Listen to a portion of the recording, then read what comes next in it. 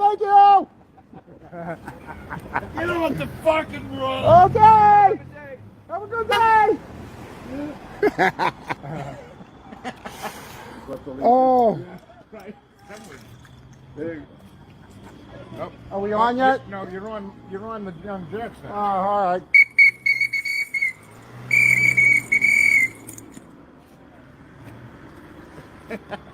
So it's a little different from 2 weeks ago. No cake. I think he ate it all. So we gotta fill in the jerks. We're waiting for the meeting to start. Mikey, start the meeting. Get off the hopper. The meeting's starting.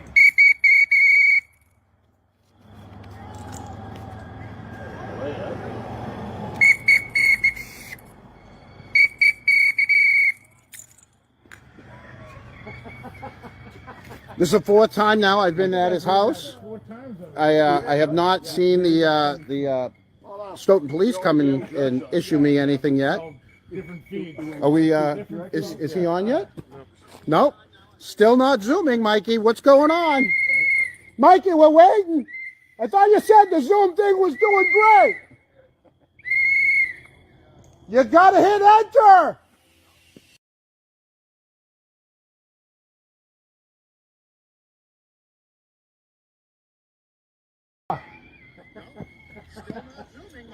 Did you plug in your laptop?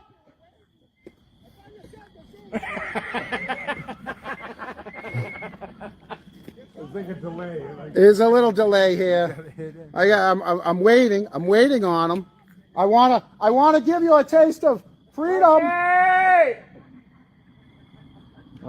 Watch out for the little doggy coming up the street. Hey, Henry's coming up the I saw street. her drive by, Yeah. right behind that. Hello, Henry.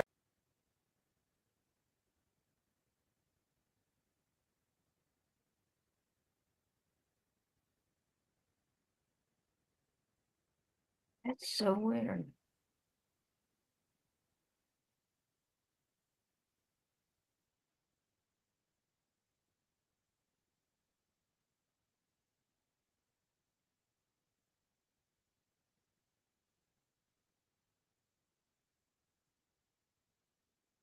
All right, good evening and welcome to the September 24th Select Board meeting. A reminder that this meeting is being recorded and will be broadcast at a later date on Canton Community TV.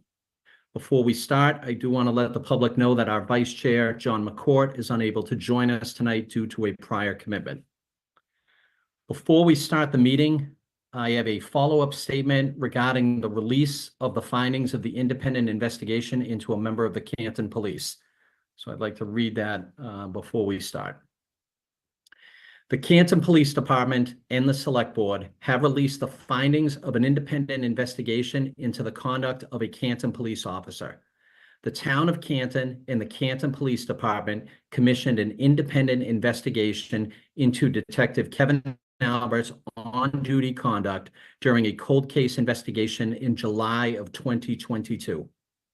The investigation, which was conducted by attorney Terrence M. Delahanty, began on June 17th and continued through the end of August. Delahanty's final report sustained charges of conduct unbecoming an officer and possession or use of alcohol while on duty. The town of Canton appreciates the thorough investigation conducted by attorney Terrence M. Delahanty, a well-respected independent investigator and former police chief and town manager of Winthrop. Detective Albert has accepted punishment consistent with the police department's collective bargaining agreement. All right. So next, we're going to open up the public comment portion of the meeting. As a reminder, the public comment portion of the meeting is an opportunity to listen to residents' feedback and concerns, but the public comment portion of the meeting is not meant to be a question and answer format. There will be no response to any public comment when presented. The public comment portion of the meeting is limited to 15 minutes total and up to 3 minutes per speaker. I would encourage those that do wish to speak to be mindful of others who wish to do the same, so that we can make the most of the time allotted and hear from as many people as possible. As I have stated before, I will call on members of the public in the order that they raise their hands. I will not call on members who do not have a first and last name listed. Partial names or inappropriate names will not be called on. Anyone who does not wish to speak or who is unable to speak due to the time limit may submit their comments in writing for the board's review and consideration. So at 7:07, we will begin our public comment period. Let me just.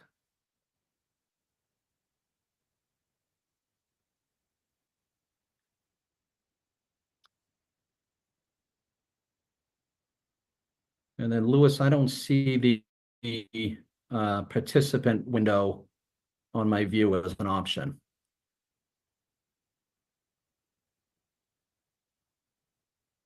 Give us just a minute, folks.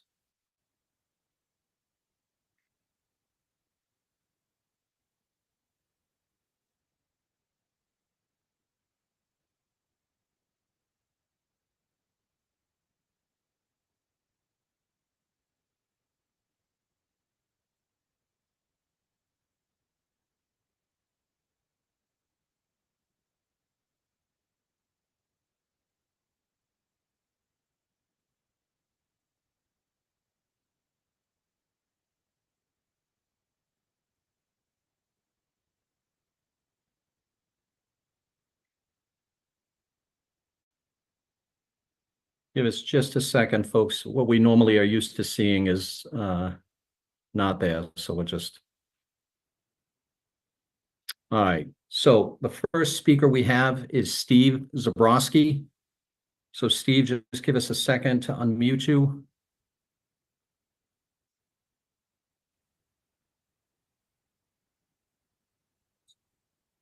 Yo, Yep, there you are, Steve.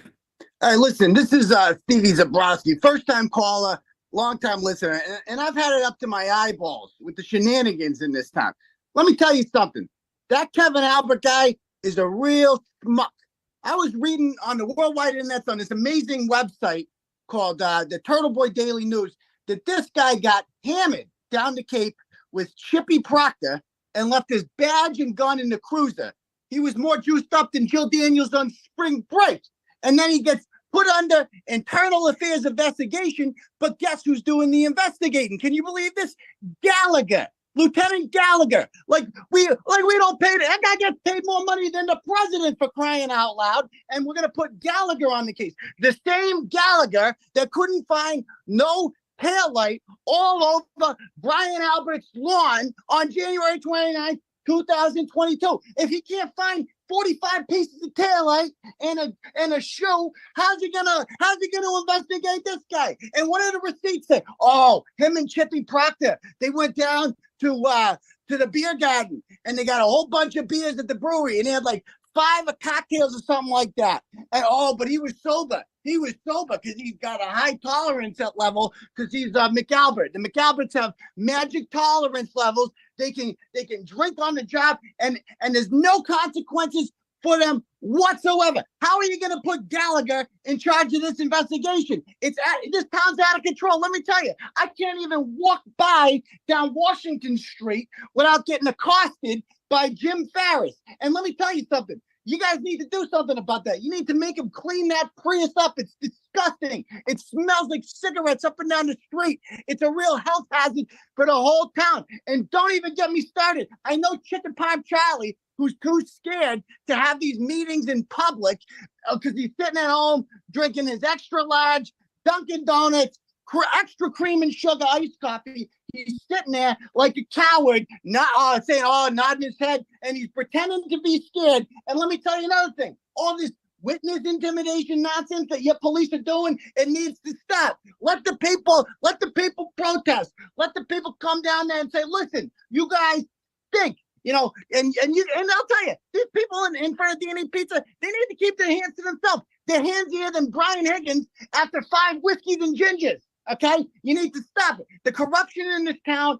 is out of control, and I've had enough of it. And we need more people like Rita Lombardi to start replacing some of you lol cows up on there who sit there and do nothing. You won't even face the people. What are you scared of? What, you're scared of middle-aged women who are just upset about all the corruption in the town? It's out of control. All right. So you guys need to do something about it. And let me tell you one more thing. All right, thank you, Mr. Zabrowski. Thank you. Your time is up.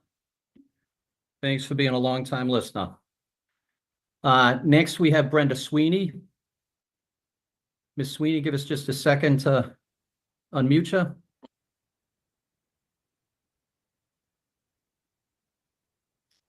All right, you there, Ms. Sweeney?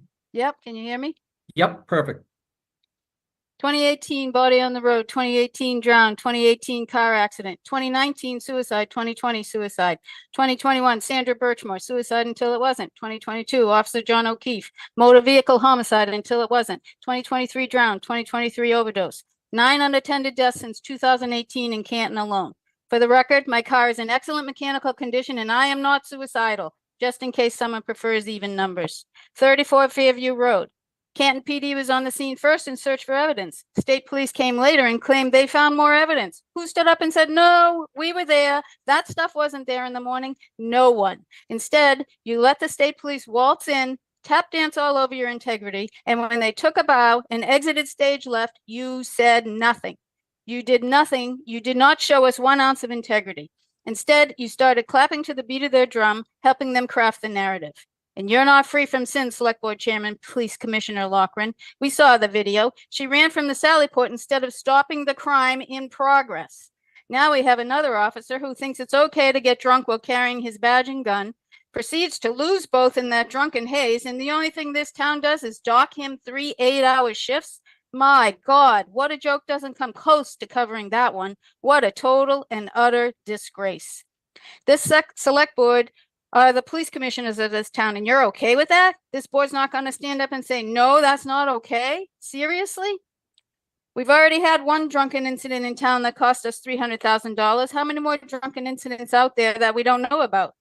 We know how leadership works in this town. Don't ask, don't tell, do it in executive session.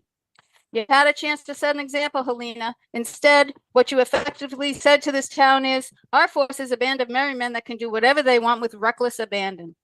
We know there's good cops on our force that want to uphold their oath. The sad fact is you're dragging them down into the gutter with you. They deserve better than that from their chief and from their select board. You wanted to give her 1 more year to see how she'd perform, Mike. I guess we have your answer. Fix the messes my officers make with a minor slap on the wrist for appearance's sake. And how safe is this town when the select board is too scared to show up in town and face the citizens? Change happens 1 decision at a time. Every decision causes downstream ripples. You had the opportunity to make a change, Mike. Instead, you used your power to give Rafferty another year, creating new ripples. One day, those ripples will crash into someone else's. That crash causes new ripples that choose their own path, and control is gone. When unrestrained ripples flow in all directions, the innocent become collateral damage. You own every single ripple of destruction that comes out of that station, Mike. I hope it was worth what you got out of that deal, whatever the heck it was. Receivership would be wicked pisser, Josh, before there's more blood on the streets of Canton. I remember your words, no fear, no favor. Can't wait till they show up. Sweeney. Thank you very much. Next we have Ms. Harrington. Give us just a minute, Susan, to unmute you. There you go. You should be good. You can hear me okay? Yep, perfect. Thank you. I recently sent an email to the select board asking what, if any, rubrics were used for annual evaluations of key town employees, such as chief of police, fire chief, town administrator, etc. I was dismayed to learn that no such evaluations are done. Doing annual evaluations with objective metrics is Management 101. It's especially important in a town like Canton, where select board members have known these individuals for decades and may have social relationships with some of them. These kinds of relationships can create biases that impede the select board in its executive functions.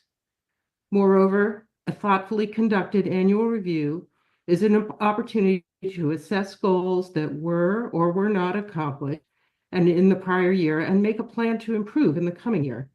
I implore the select board to adopt an evaluation process and share the results of these evaluations with the citizens, just as the schools committee does with the superintendent. On a separate note, I want to take this opportunity to encourage the select board to return to in-person meetings. I support the board's right to maintain order, and enforcing time limits for speakers is necessary toward that end. Our bylaws also clearly state that the board is well within its rights to ask anyone who is being disruptive to leave, and if necessary, ask a police officer to escort them out. I do think, however, that what got us here is your unwillingness to truly listen. Everything in your demeanor conveys your contempt for the citizens who bravely stand up to state their concerns. I recently listened to an interview with Dr. Anthony Fauci, who is recalling the difficult confrontations he had with activists in the early days of the AIDS crisis. Organizations like ACT UP were howling mad and not afraid to show it. Wisely, Dr. Fauci met with these activists, listened to what they had to say, and engaged in a constructive and respectful dialogue. The result is that they came to be allies and even friends. We need to express our concerns and be heard. This is even more important when you don't like what the speaker is saying. Take a breath and try to put yourself in the speaker's shoes. Face-to-face interactions will always yield better results than digital ones. We don't always have to agree, but if we can listen respectfully to one another, we can move forward. Thank you. Thank you, Ms. Harrington. Next, we have Gina Franco.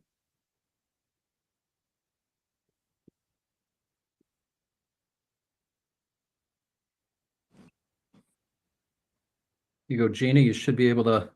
Can you hear me, Mike? Yep, perfect. Excellent. Gina Franco, third generation Canton resident taxpayer. I have entrusted the select board of our town to manage the town, to treat everyone fairly and honestly, to be transparent. Apparently, I've been doing it blindly all these years. This last year and a half, my stomach has turned. I'm saddened. I used to call Canton my home and be proud of it. I've been called a townie many times and used to be proud of it. Not anymore. Chris Albert, sitting on that board, is an embarrassment to this town. Continues to be an embarrassment. He shouldn't be sitting up there, in my opinion. Treatment of townspeople I have seen in recent public meetings, specifically the police audit committee meeting. Bob McCarthy, who, in my opinion, wrongfully was appointed as chair to the police audit committee. He was the most opposed to it, as we all know. He needs to go. His treatment at that meeting to our townspeople was unfair, very biased. The two other members that he appointed, the members of our community at large, those were cherry picked, and we all know that. That is wrong. I'm in favor of the police audit, and from what I have just heard in the previous speakers, this audit is necessary more than ever. Bob McCarthy is stuck on 200,000. If it's 200, 300, 400, we need it. I pay a lot of taxes in this town on multiple properties, and I have done for so many years. I want my town back. I want in-person meetings back. I am unsure what you are afraid of, but you've been elected to represent the town of Canton and its residents and taxpayers, and I am one of them. And I'm embarrassed at this. So please come together and do what is right for the townspeople. Thank you. All right, thank you, Ms. Franco. The only other person who has their hand up is Jen, but there is no last name. So Jen, if you can change your screen identification to first and last name, we'll call on you. And if not, we're going to move on.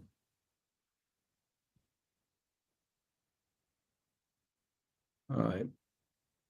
So she disappeared. So we'll end the public comment. And Jen, if you do have something, you can email the select board. And we will take that under advisement. All right, Mr. Albert, first on the agenda. All right, first on the agenda tonight, we have Mr. Scollins to give us an update on the funding recommendations for the Galvin Middle School project, along with a few other people. He can introduce them. Great. Thanks, Clerk and Mr. Chair. Good evening, Mr. Chair, members of the board and town administrator. So tonight we have with us Superintendent Derek Folan, and we have from our owner's project manager of the Galvin Middle School project, Laura Laporto from left field. From Linda. I'm sorry, Linda, Laura. Sorry, Laura. And we also have Justin Tebow, from our architect firm on the project, AI3, and then from the contract manager at risk firm Consigli, we have William O'Rourke and Christy Lyons, and I think I got everybody. And Mr. Chair, I'd like to share my screen to review these slides if possible. Sure. Very good.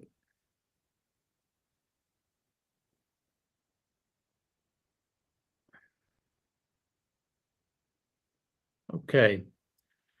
So we're here to, I'm here to discuss the funding recommendation for the William H. Galvin Middle School project, which has been being worked on for the last almost couple of years now. And so now we're moving into the funding phase of this. On these slides here, I just want to let you know what we'll be covering.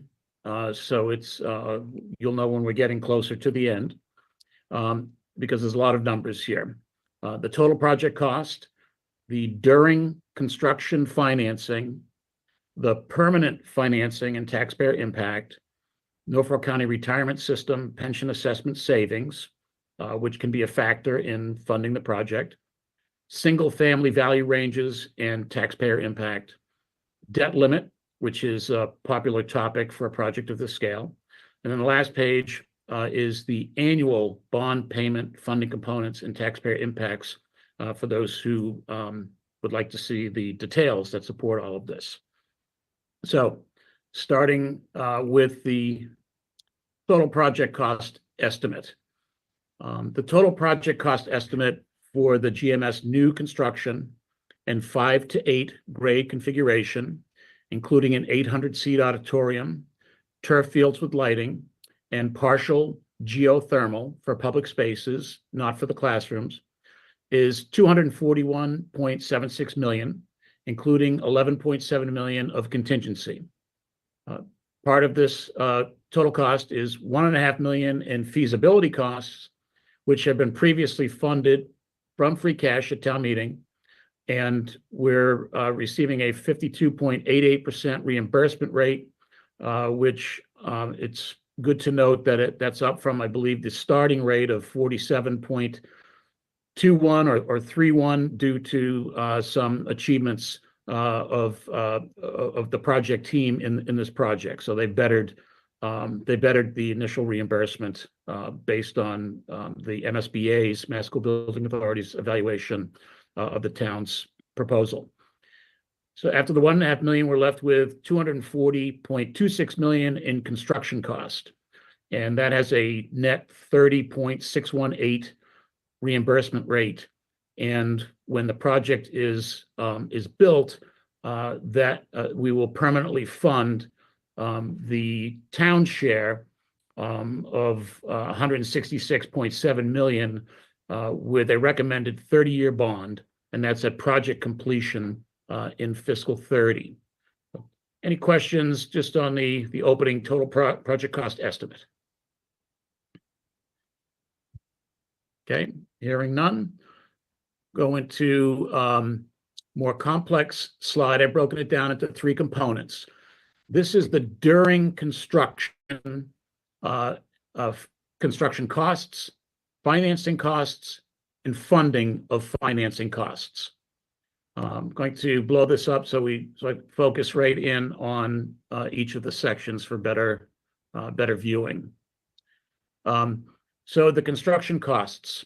So the project timeline is 4.5 years when approved, starting in January of 25. And you can see the 5 different phases listed here. There's 6 months of detailed design and bidding specs. And then in the following year, 725 to 626, complete the design and bidding specs, and then construction enabling work. And then there's the next first year of construction, second year of construction, and then the building demo and closeout. So those are the 5 phases that we've broken this project out into, and you'll see for the reasons of financing purposes on the next table. But the estimated funding for each of these phases is based on cash flow estimates from our contract manager and OPM and architect. Again, totals to the $240.264 million, and you can see the amounts that are estimated to be needed during each of these phases.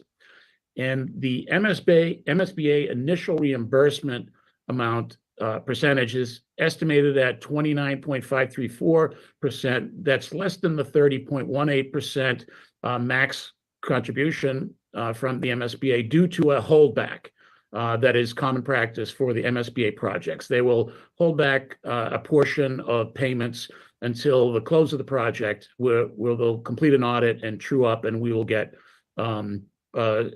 assuming everything goes according to Hoyle, we will get the holdback. And in this case here, it's $2.6 million. So the initial reimbursement, $70.96 million. Net town funding during construction is $169.3 million, $2.6 million higher than ultimately what we would bond, assuming all of these dollars are spent because of the holdback, but we would get that back by the end of this time frame, by the end of June of 29. So that's the construction costs. Then we move into the financing costs.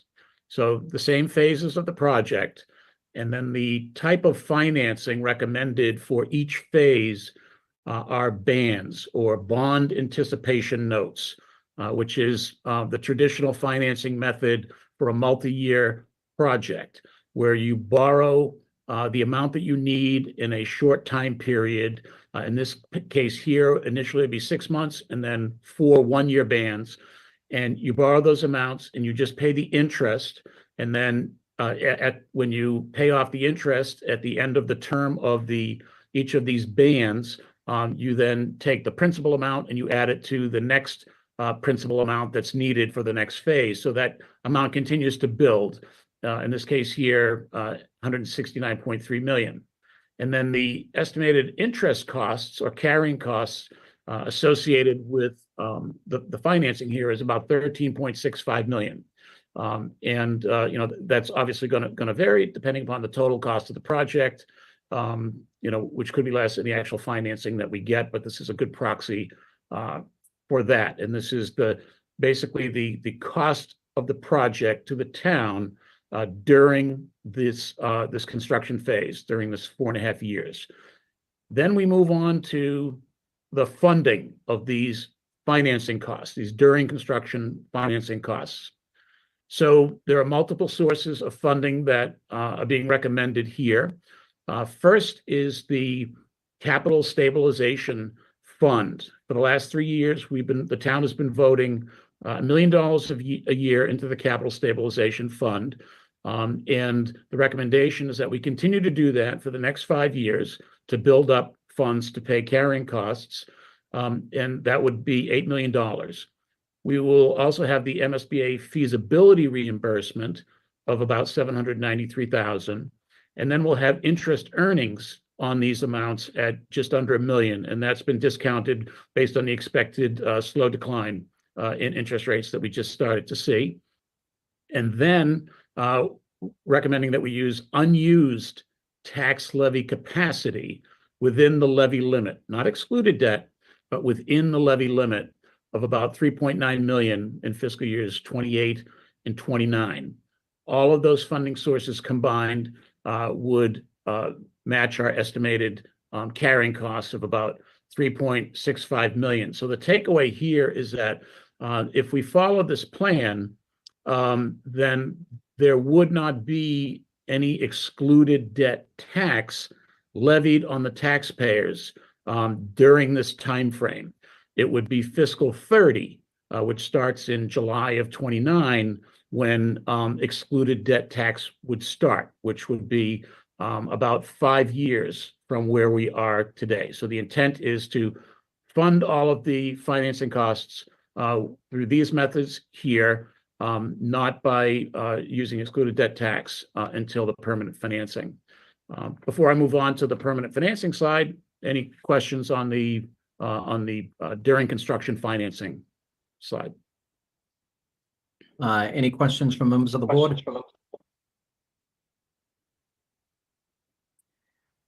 And I know many of you have seen this. Yeah, this is fantastic, Randy, and super creative. So thank you for all your hard work on this. Happy to do it. All So, right. so we know other Yep. questions. The next slide is the permanent financing. And the key variables for the permanent financing are the project cost, 240.264 million. Then the MSBA's share, their percentage, net 30.618.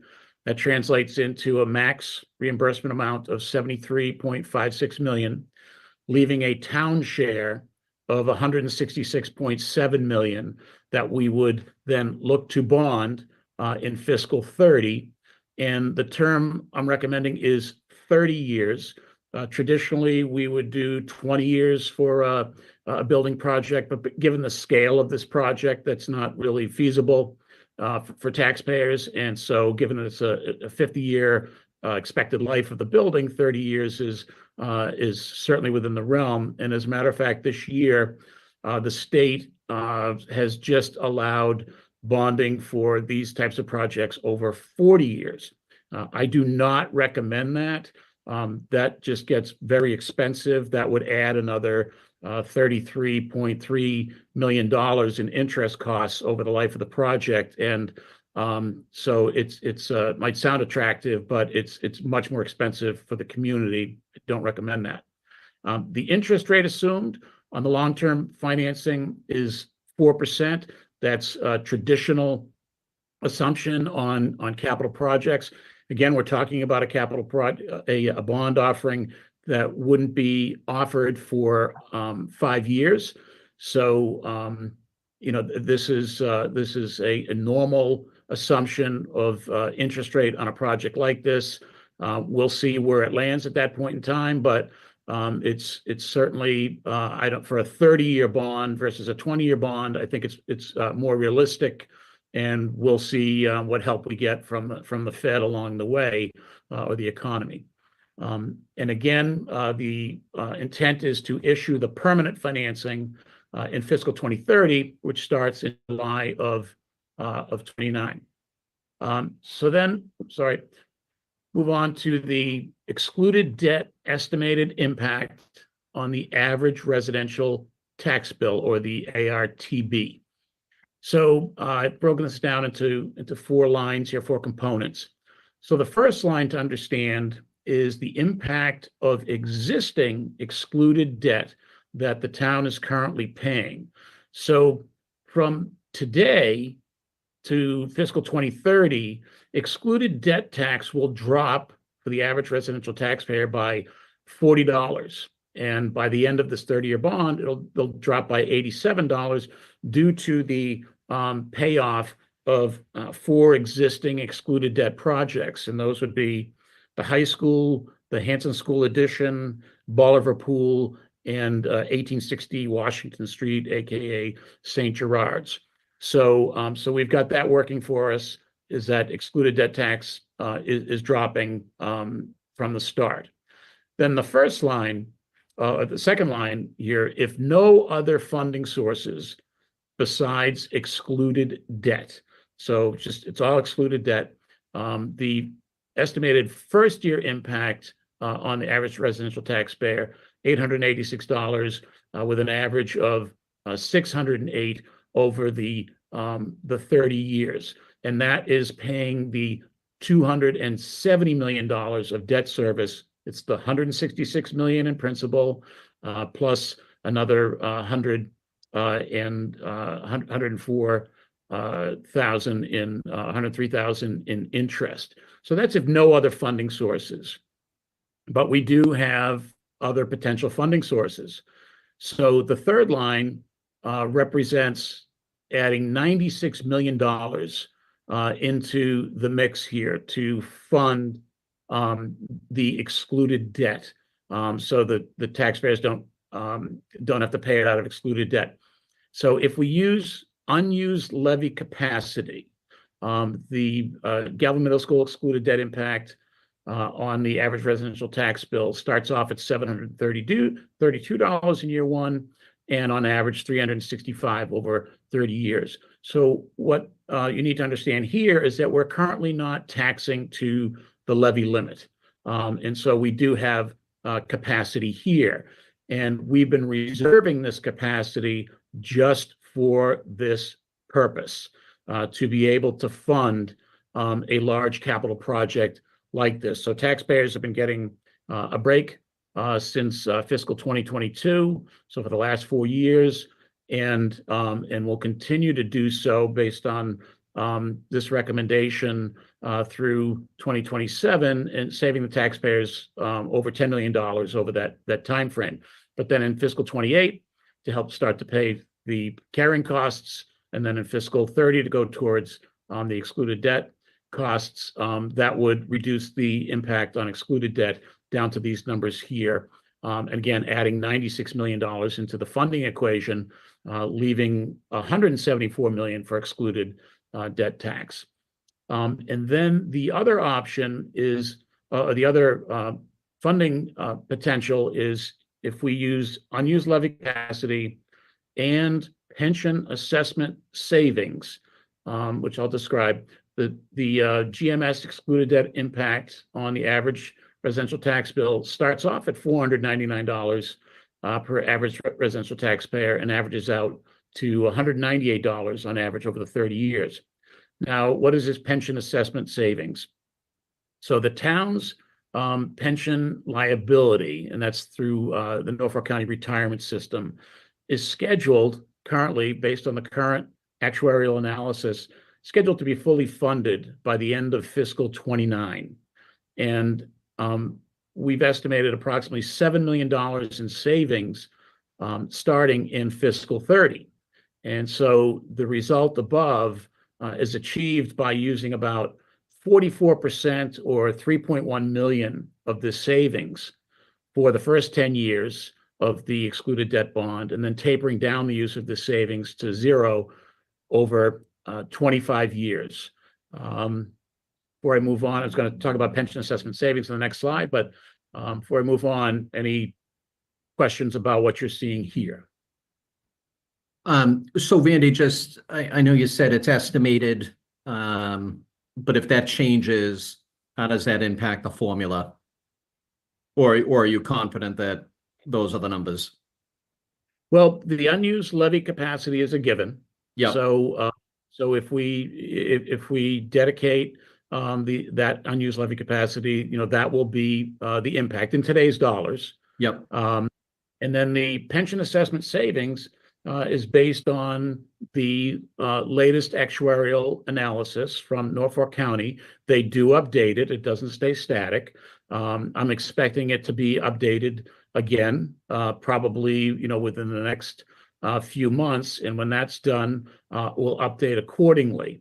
My understanding is that without seeing the impact of an updated analysis, is that the fiscal 2030 may or may not be impacted. So it would just be a question of when. And my understanding is, even if there are tweaks to this, the when likely wouldn't vary by more than 2 years. That's my understanding from a member of the board of Norfolk County Retirement System and the executive director of Norfolk County Retirement System. So I'm confident that we will definitely have savings because Norfolk County has been making incredible progress towards this liability for decades, and we're getting close to the end. And so this has been the date that every community within Norfolk County has been anticipating, as the other communities also have plans to utilize these savings for priorities in their town. One community I'm aware of is looking to do the exact same thing that we would be doing here. Okay. So I'm confident there'll be savings. The timing based on an updated actuarial analysis is really the only thing that I believe would, could possibly move. Okay. Any other questions from the board before Mr. Scollins moves on? All right. Next slide, sir. So here is the estimated Norfolk County Retirement System pension assessment savings. So what I'm showing you here is what the assessment has been back in 2019. It's been $5.25 million a year. That's something that taxpayers pay right out of the general fund here, and that's ratcheted up to FY25 this year, where we paid $7.56 million. So it's a number that does grow again because Norfolk County is aggressively funding to get to full funding by 2029. And based on the latest actuarial analysis, we're expecting 3.5% increases up through fiscal 29, getting us up to almost $8.7 million in a town of Canton assessment. And then, if fully funded, all of the unfunded liability would be paid for, and therefore would only be on a current pay basis. And then the assessment drops in fiscal 2030. It would drop dramatically. Here, based on the calculations I've extracted from the actuarial analysis, it could drop by $7.75 million. But I'm trying to be conservative and assuming that the savings, maybe it'll be closer to $7 million. And then we would have a more reasonable or rational current pension assessment going forward from there, because the unfunded liability will be paid, and therefore those dollars that used to be going to the unfunded liability won't be going there, and there'll be freed up dollars that can be used for town priorities. And what's being recommended here is that we dedicate about 44% out of the gate of the savings of $7 million to the debt service to lower the impact on taxpayers. I just wanted people to see that these are real numbers. This is how they've been moving, and this is based on the latest actuarial analysis, which again we'll probably update in the next few months. Okay.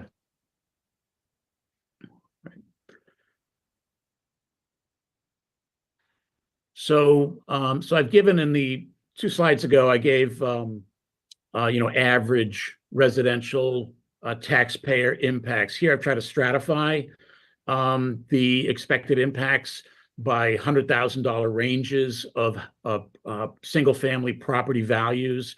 So 150 to 250,000, going all the way up to $1,150,000 to $1,250,000. That's property values, and then the last range is $1,250,000 to $4,250,000, because this is a smaller grouping. So the assessed values and tax rate are based on fiscal 24, because we do not have a fiscal 25 a tax rate or tax value set at this point in time. So it's based on the latest data that we have. And property taxes are currently based on a 60.5% residential and 39.5% commercial tax split. It's the best tax split that residential taxpayers can have. It can't really move much further than that, and that comes from recommendation from the Board of Assessors, and the Select Board ultimately make this recommendation as they have every year.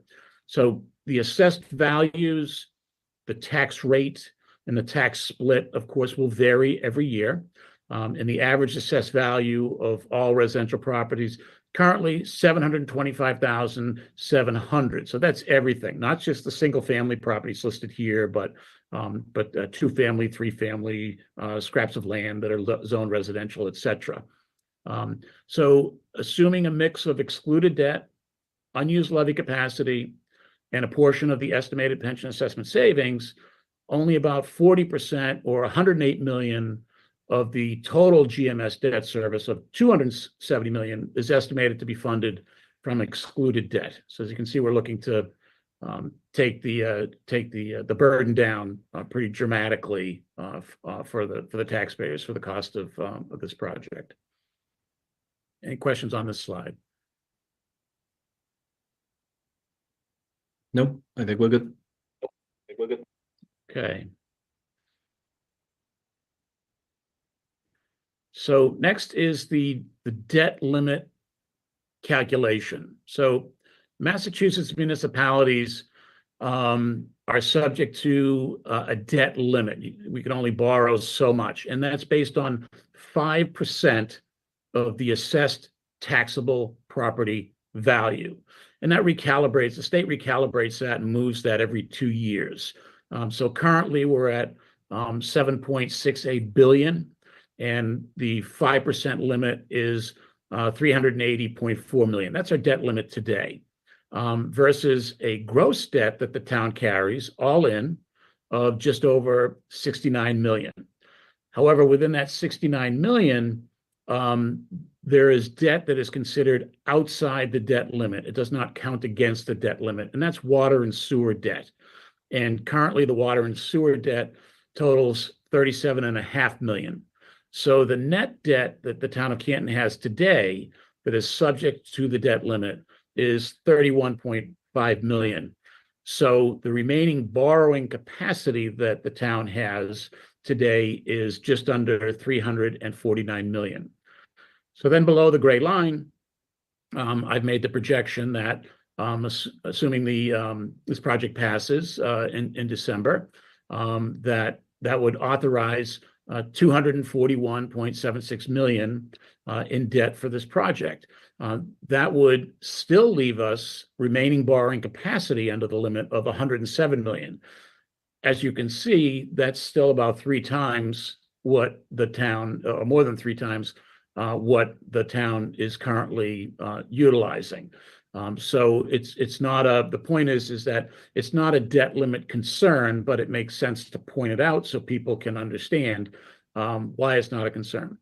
And then the other aspect that will go in the town's favor to increase its debt limit is that, as you know, the Masco Building Authority requires the town to authorize the entirety of the cost of the project, or to authorize that borrowing, even though at the end of the day, the town is only anticipating to borrow about 167 million of that. So we have to carry that until the permanent bonding happens in fiscal 2030.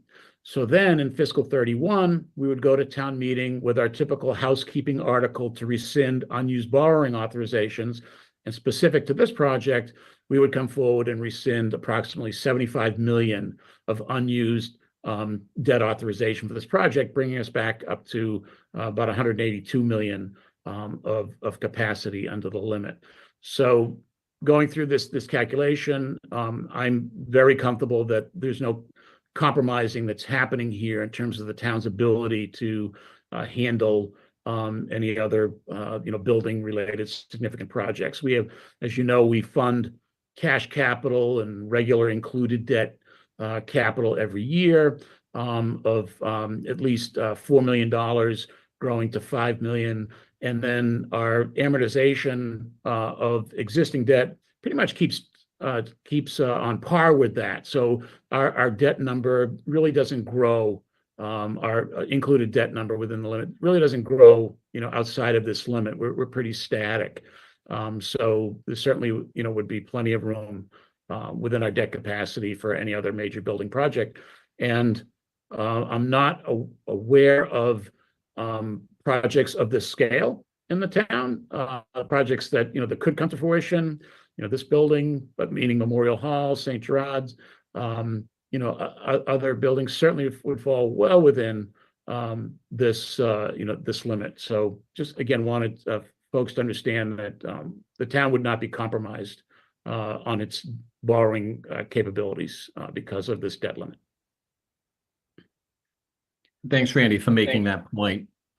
Because obviously St. Gerard's was something that we pushed hard to get, and the board does need to start to move that project forward. And it's good to know that whatever we end up doing, we have the capability to do something.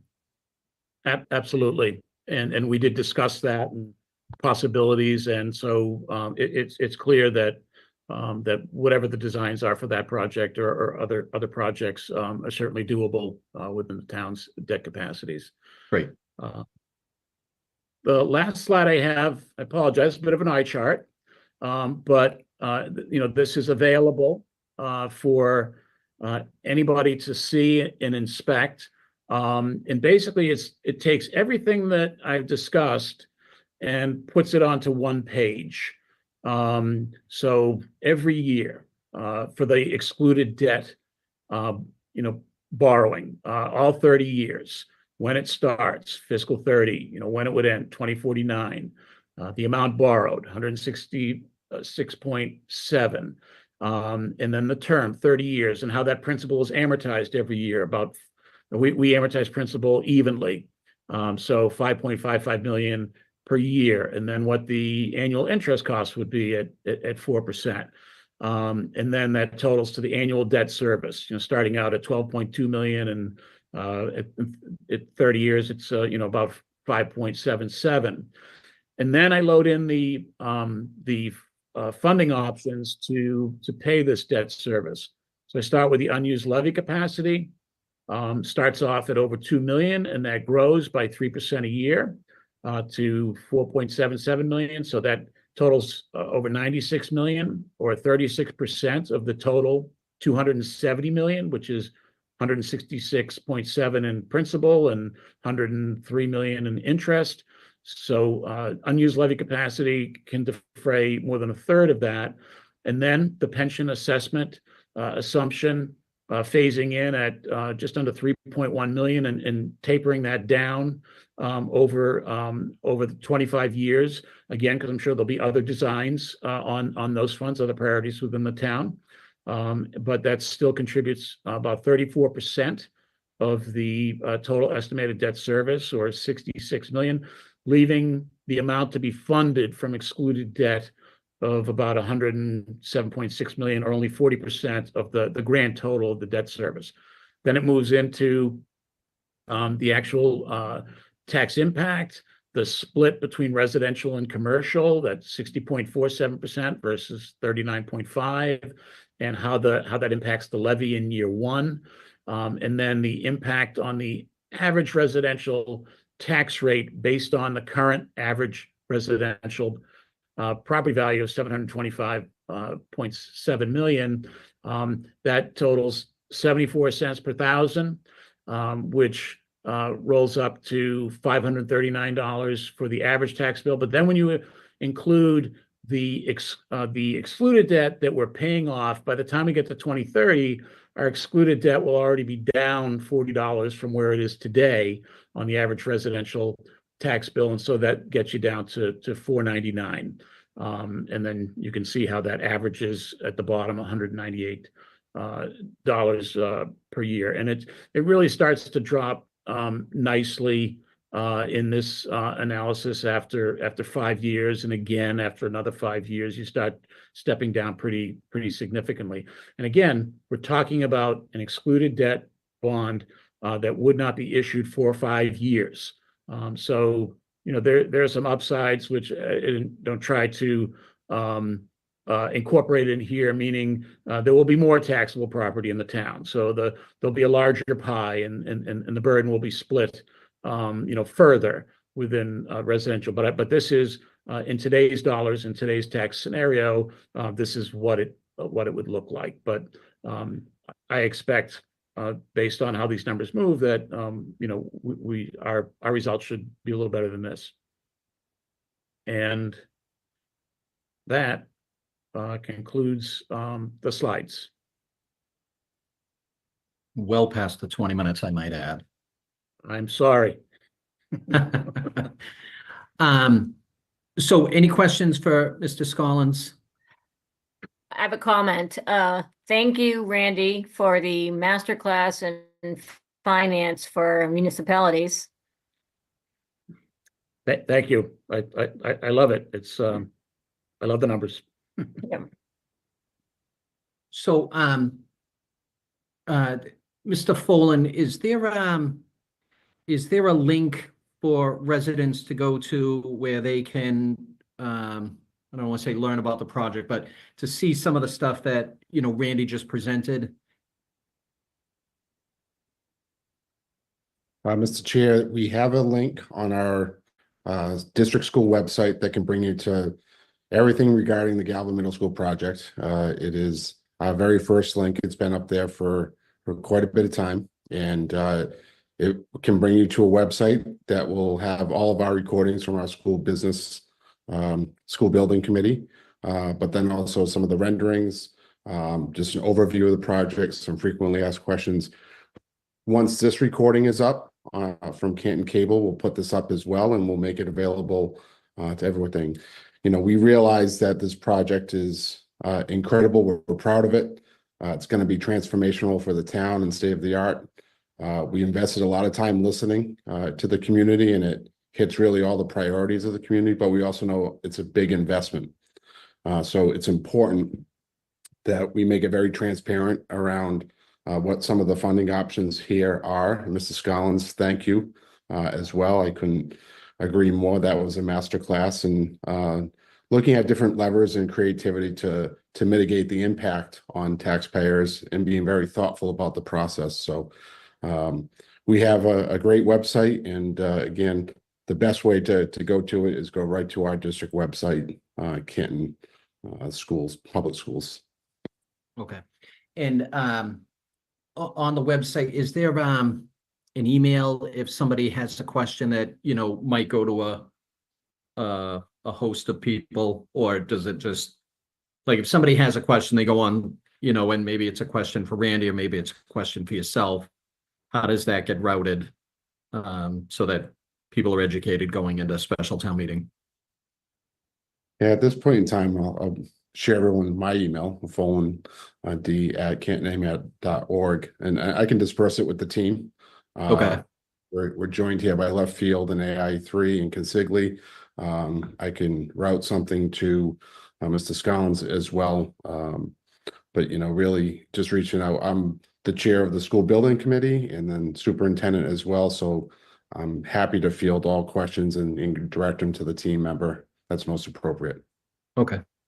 And then a question for the town administrator. So, Mr. Duty, is this something that maybe we can talk to IT about, putting a link on the town webpage that directs to the school building website? So just if somebody goes to our homepage, that they can be, hey, information on the GMS project, and it'll route them to where they're supposed to be.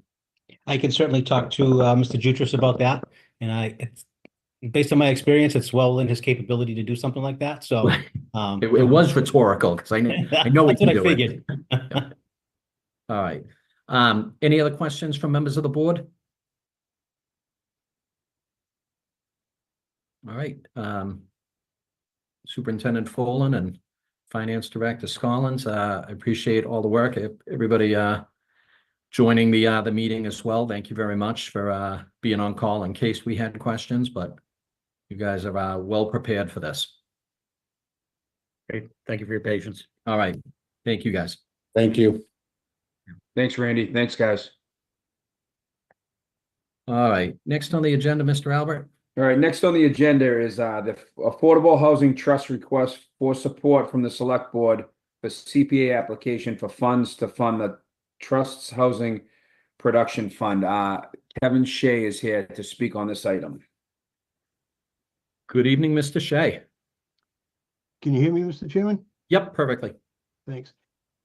Through you, Mr. Chair, I'm here tonight on behalf of the Affordable Housing Trust requesting support for the trust application for CPA FY26 CPA funding to create a housing production fund.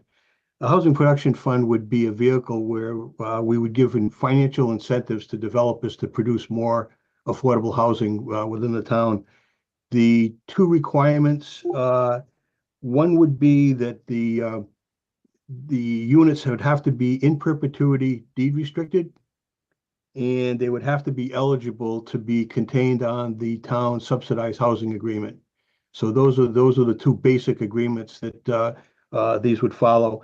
The financial incentives were done through a publicly advertised request for proposal with evaluation criteria. And basically, we could either do quarterly rounds or maybe monthly rounds. That's not determined yet. But basically, we would evaluate them based on criteria that we developed in terms of, financial stability, experience, and so forth. And these would be deferred loans after 3 years, if in fact these are all deed recorded, and we have evidence that these are deed recorded in perpetuity. The impetus for this was the fact that the town's subsidized housing inventory went down a little bit from 2022 to 2023. It went down from 13.31 in 22 to 11.88 in 2023. And that's because of the fact that the state now is using the 2020 census as opposed to the 2010 census. In that 10-year period, the town basically created 1,159 units, most of which were market. So the affordables didn't keep pace with the market. So it's always been a goal of the town to keep above the 10% in the subsidized housing inventory. That way the town can control its own destiny in terms of growth. So what the trust is proposing is, applying for is $255,000. $250,000 would be used for incentives actually to create the housing. We put $5,000 into legal fees. We might need some help on deed recordings and so forth. And at the next to last Affordable Housing Trust meeting, the trust committed an additional $200,000 to the program. So basically, if passed through the CPA and town meeting, the total of the project would be $455,000, $5,000 of which would be for legal. The rest would be put on the street to actually develop the affordable housing. And again, the two keys are deed restricted in perpetuity, and they would have to go to count towards the 10% for the town. Thank you, Mr. Shea. The pre-application was approved last month by the CPC committee. The final application is due no later than October 18th. We've started working on that already. So on behalf of the trust, we're seeking support from the select board to go forward. Thank you, Mr. Shea. So just before I open it up to questions, as chair of the Affordable Housing Trust, as Mr. Shea mentioned, our focus is on making sure that the town stays above that 10% threshold. And this is one of the strategies to do that, to try and help increase our subsidized housing inventory.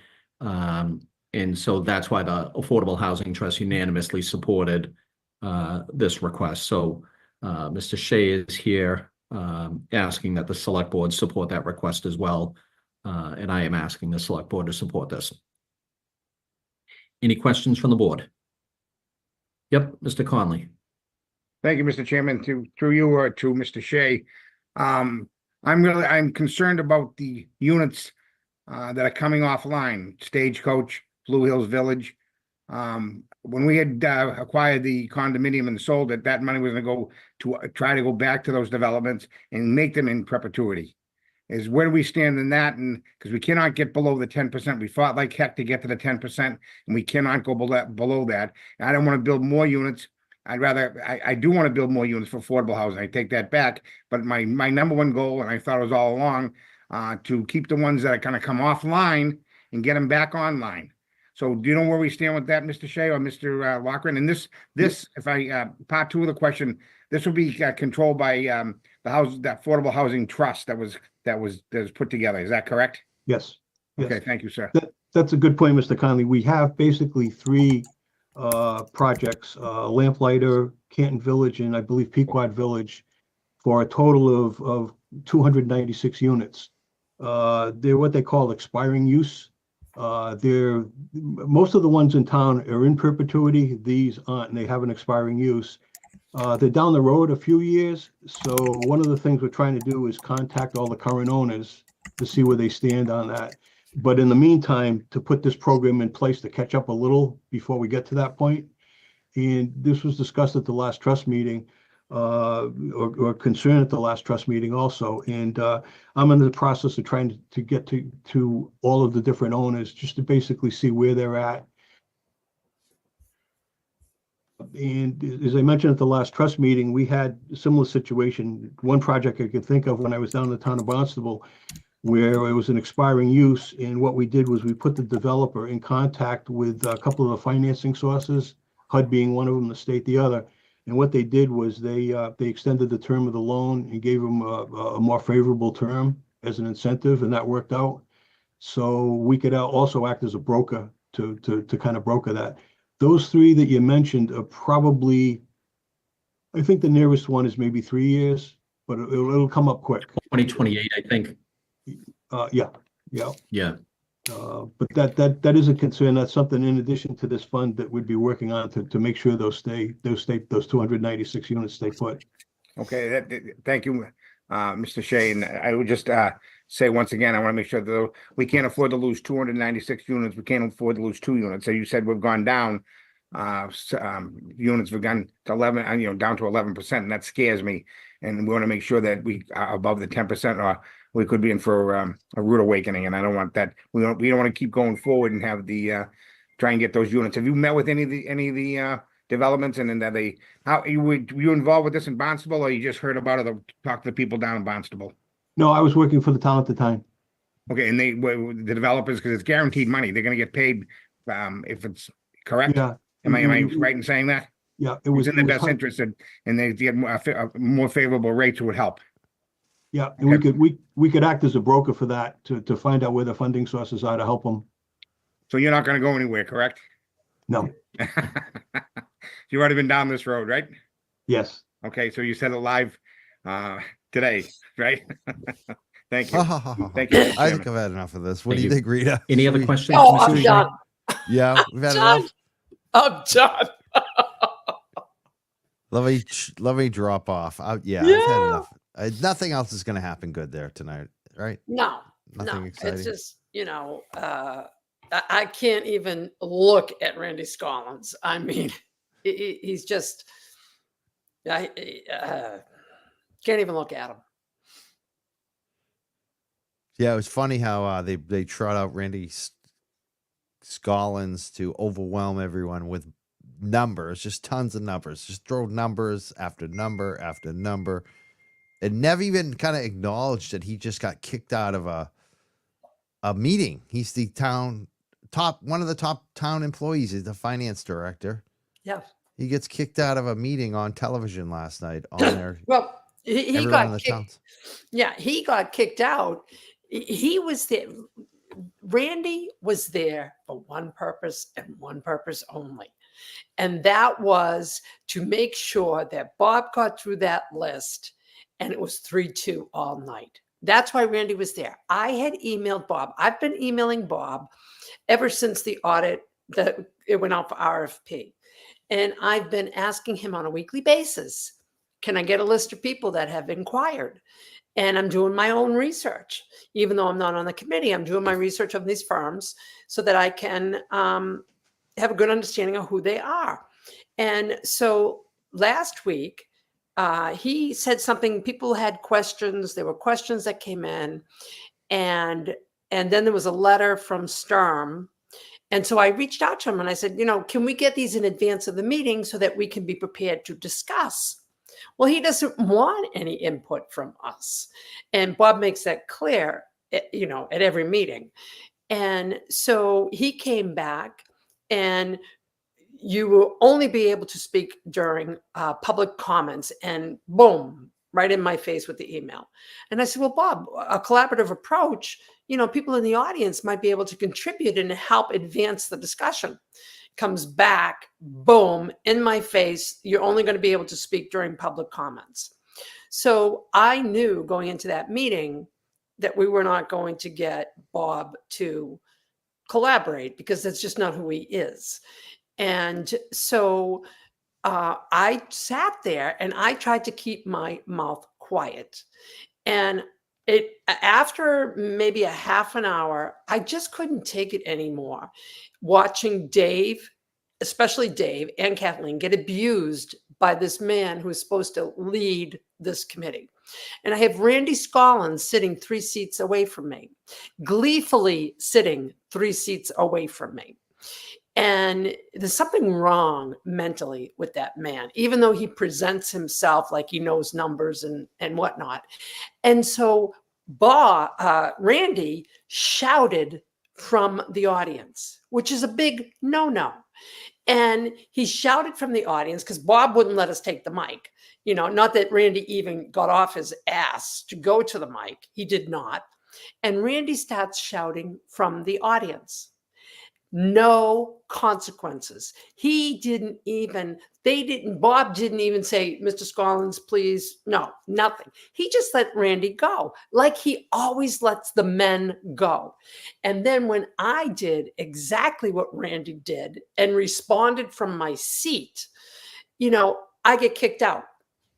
And, I've had enough of it. I had enough of it. We sit there, we go to collaborate with him, and all he does is yell at us.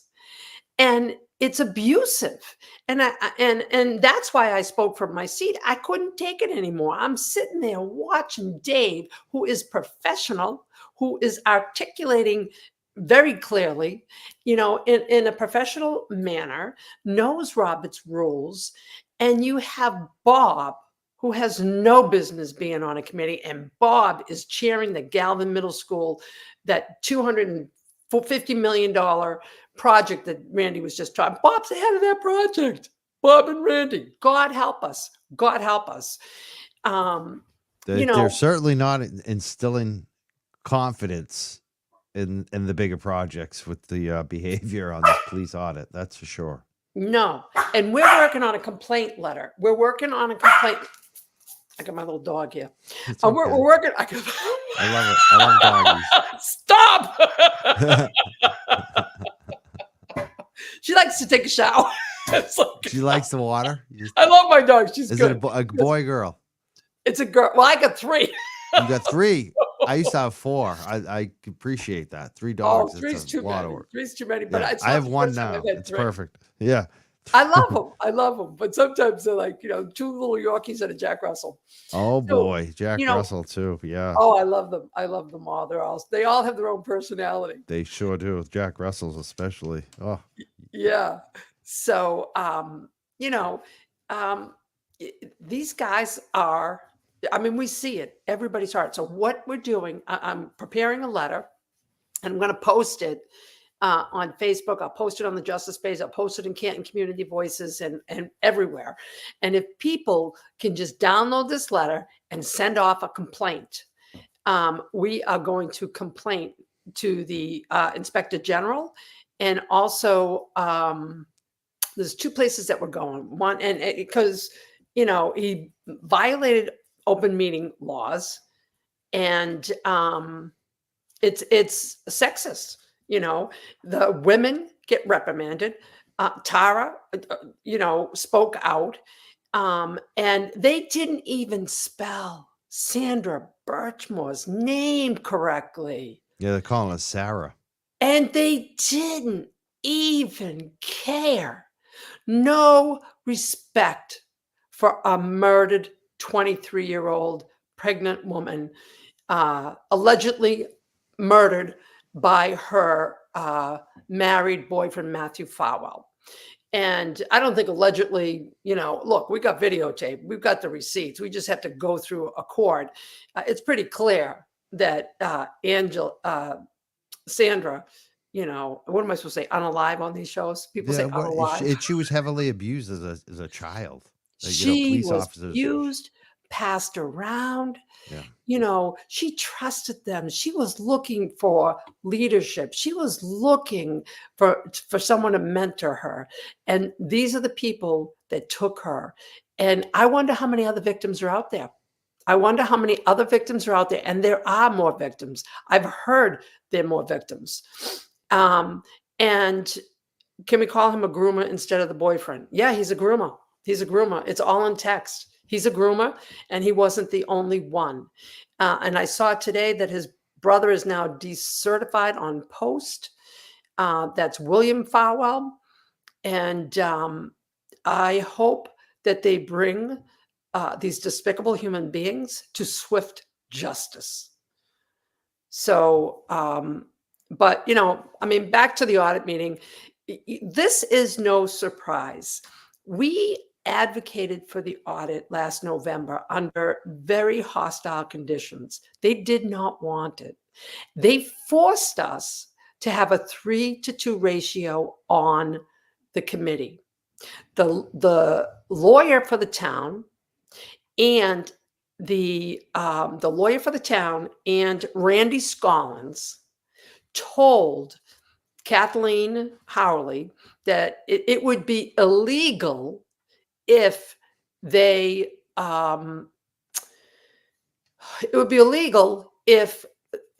did not have Randy Scollins or a designee from him on the committee.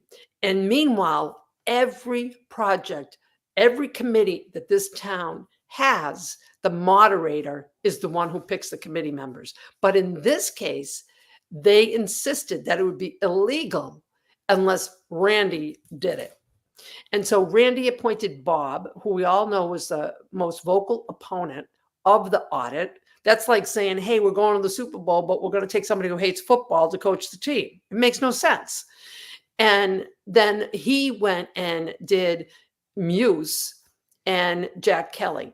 And I want to say this, that Muse, I will not call him doctor. He does not deserve that respect. And he does not treat people with respect, and nor does he, unless they're a man. He has no respect for women. And if he were my doctor, I would run like heck. And I hope I never have to go to any emergency room where he is working.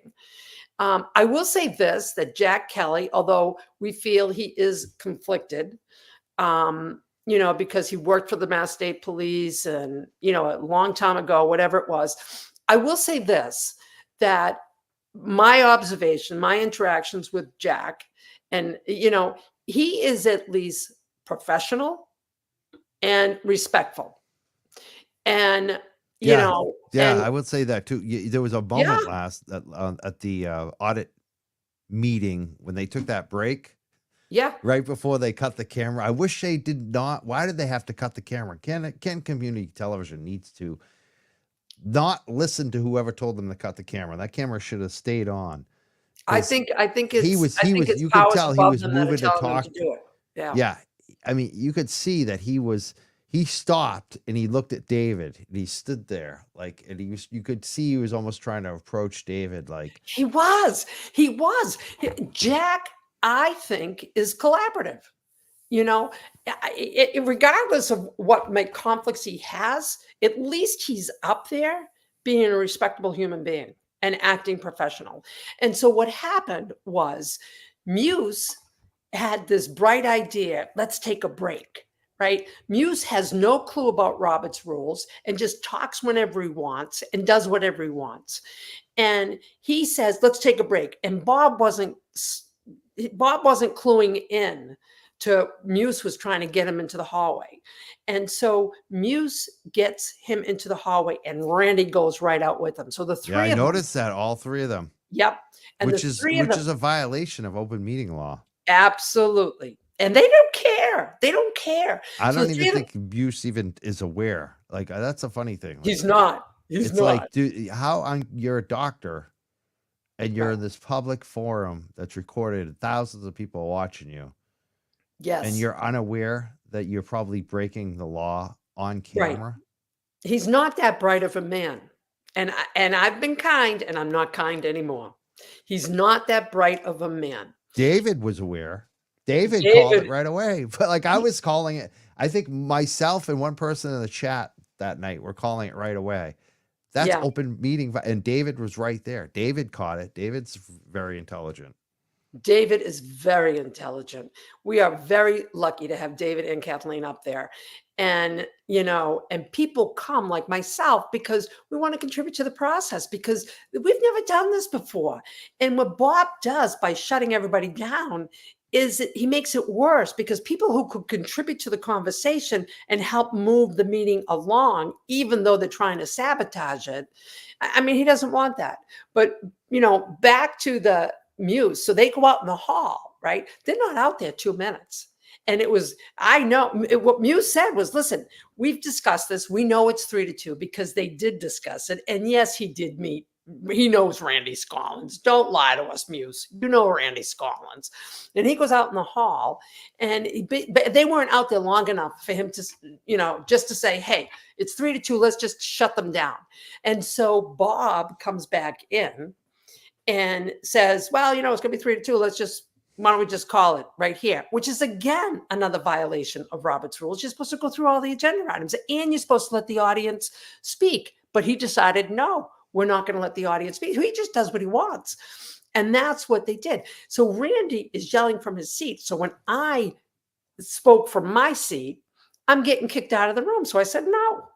And then it was Randy that called the police. So Randy speaks, yells from his seat, and I do the same thing moments later, and Bob kicks me out. And then Randy takes out his phone. I'm calling the police. And then I said, go ahead and call the police. So the paper says I said, call the police. I said to call the police because Randy threatened that he was going to call the police. So I welcomed him to call the police. And then the police came. And, look, I wasn't going to drag the police into this. There are many good people on the police force all over. And I was not going to drag them in there. So I stepped in the hall. I spoke to the sergeant. And there were 2 officers with him. And we had a discussion. What was going on in that room. And I was able to say how I felt. And the sergeant said how, his perspective. And I have to say, they were great. I have no problem with the way I was handled and the discussion in the hallway. And then I said, I don't want to make your job any harder tonight than it needs to be. So I will leave. And I wasn't going to make them throw me out of there. I wasn't going to do that. I had a great discussion with them, with the sergeant. And I said, I just want to go back in the room and tell them that I'm leaving because I rode with somebody. So my ride was in the room. And so I went back in the room, and then you see what I said when I went back in the room. And Randy's all giddy, like a little bully school kid who got somebody in trouble. And he continues to speak out without consequences. So I wasn't going to give him more than what he wanted a big scene.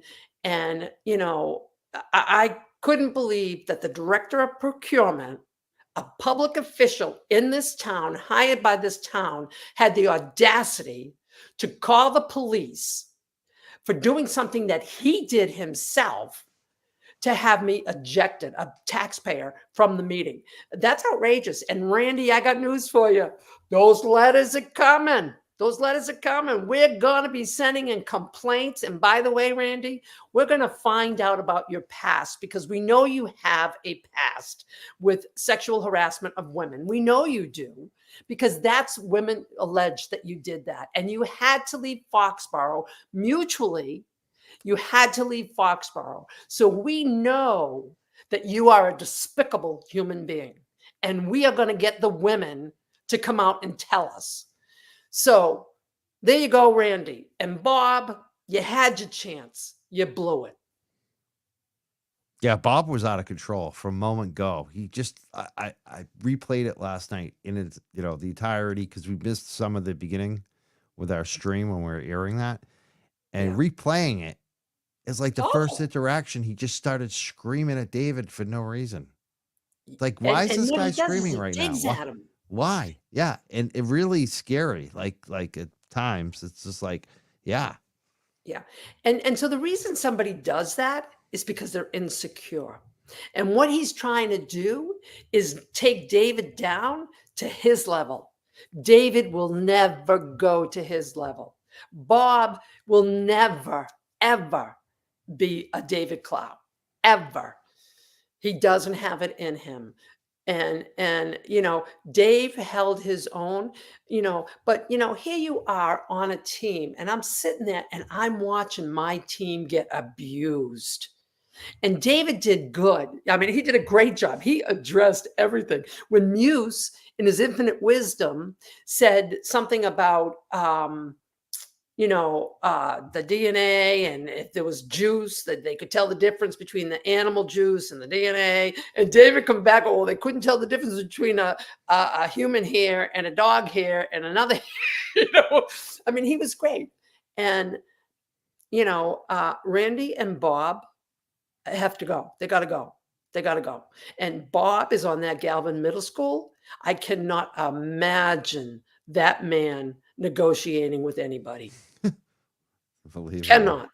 That is not going to be collaborative, and we are not going to get the best result. You don't get the best result with somebody with that demeanor. You just don't.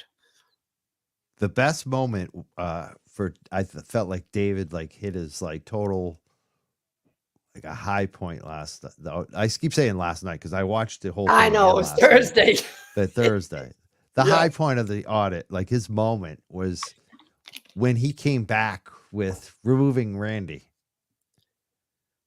And they voted to remove him. And Randy got removed from the meeting.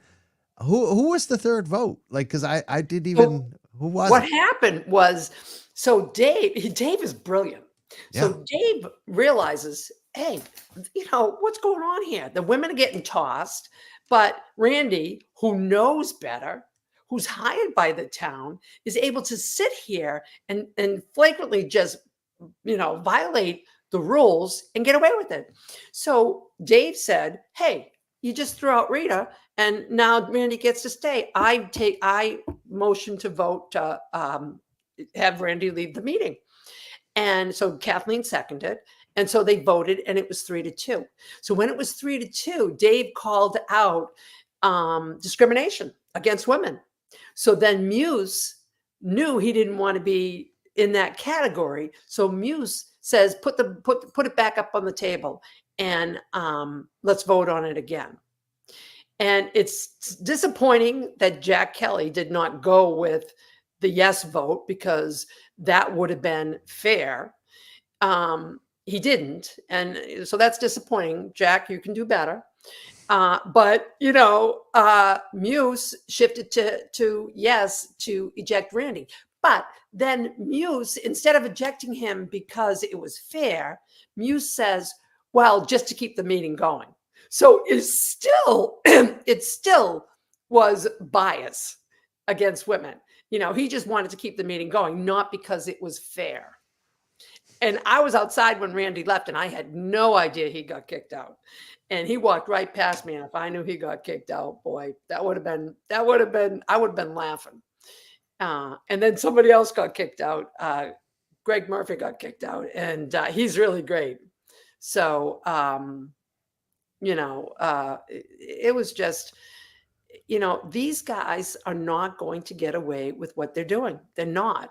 And everybody can see it. And we are going to have that letter that I told you. It's going to identify every place in that meeting that was violated by Robert's rules and discrimination and complaints.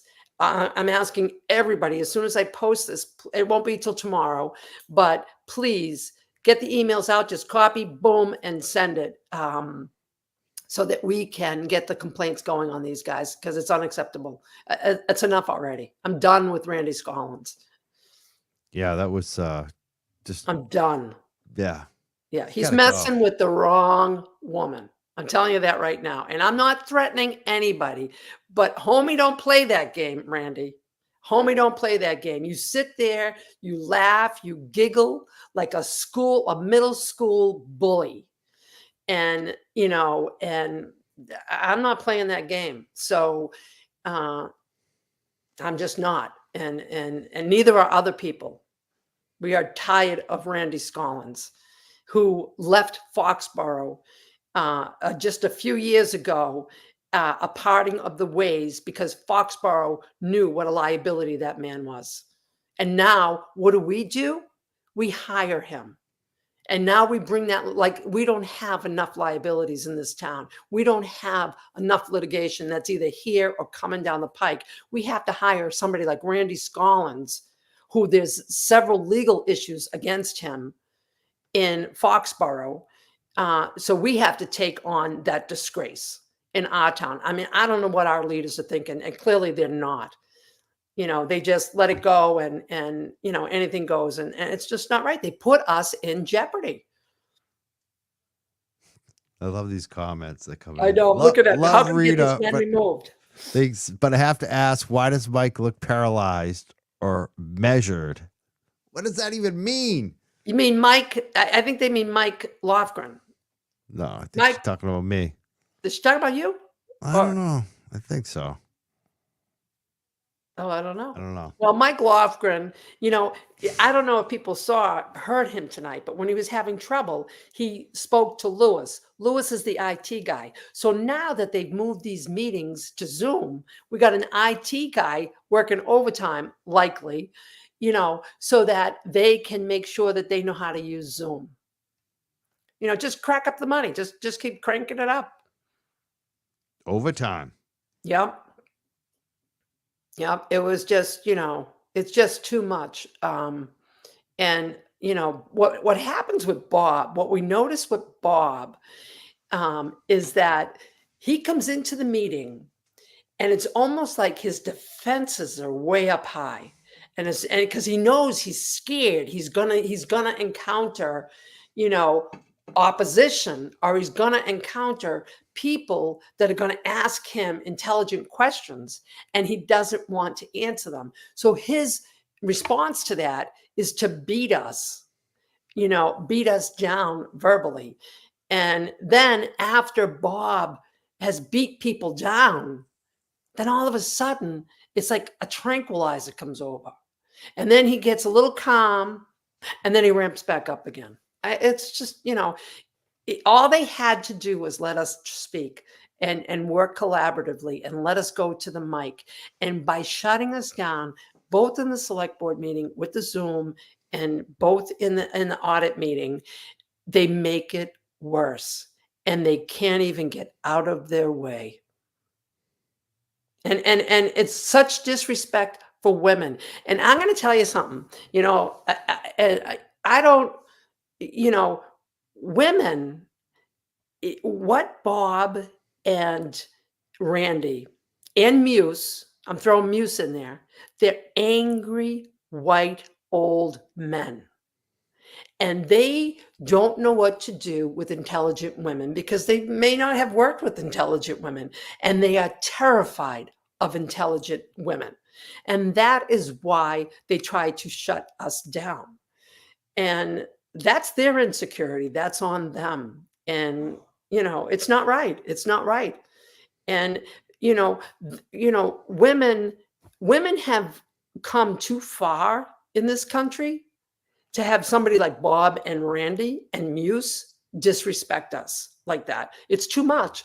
And, you know, and I don't want to get into politics, but women's rights are important. And we have people that have taken women's rights away by reversing Roe versus Wade.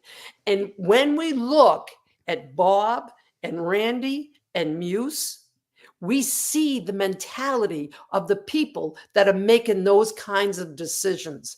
And that's horrifying for me. Women of 51%, I think, is like, or even something like that. They're the majority. Yeah. You know, women have always been the majority. It's all the women have always, you know, in anything I've ever looked at, women were always the majority.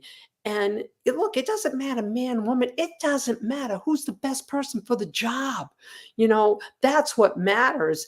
And we're all equal. And we have worked too hard to be equal. And, you know, and then to have these angry old white men put us down and treat us on people around the globe are watching this. Yeah, This is what's wrong with this country. Angry white men. Yeah. You know, we all come together. That's what's great about this movement, Mike. You know that. Everybody comes together in this movement. It doesn't matter. Everybody, you know, has love, hope, and compassion. I mean, everyone that I encounter, that's the way it is. And, you know, that's what's going to move us forward. That's what's going to move us forward, not people like Bob, Randy, and Muse. Yeah, I think every community, neighborhood, society, organization, whatever it is, it should be judged by how you treat women and how you treat children. I mean, that's it. That's like any person in this world, like that should be number one. Like just being a little nice, just considering, like, you know, all in all, they gave birth to you, Bob. Right. Respect your mother. Respect your mother. You're here because your mother and your father, you know, and they have no respect. And that's, you know, all it takes is being kind. Being kind is not that difficult. It's not that difficult. Greeting people with a smile, welcoming them, being kind. It's not that difficult. And it is so rewarding. You know, when you collaborate with others, when you listen to others, you learn. And when you shut them down, nobody learns. I like this comment. There's, to be fair, I am an angry white man. Free Karen Reed. That's a good one. Well, yeah, you're angry for the right reasons, though. I'm probably an angry white guy too. All right. I can relate to that one. That was a good one. Yes. You know, and a lot of times they come back. People come back with a lot of times. Yeah, a lot of times people come back is like, I'm a white guy, but I'm not angry, or I'm this, but it's not me. You know what I mean? And this one was just, I love that they owned it. I don't know. Yes, and I appreciate somebody, you know, correcting me, because you know, it's I should say old angry white bully men. It's the bully in them. It is. And we all know them.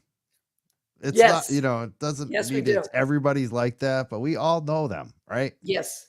We all got that uncle or that boss usually. Yes. We've all encountered them. And always like they get the little peen. They just get the little, they can't get over it. Yeah. Well, you know what it is? They're not current in the times. I mean, you look at Bob, you look at Randy, you look at Muse. I don't know where their training has been, but they're dinosaurs. Like dinosaurs. People aren't like that. I think I'm a dinosaur, but those guys are like several centuries behind me. Yeah, you're not a dinosaur, Mike. I mean, there's no dinosaur about today, you. These kids today, Jesus, they're something else.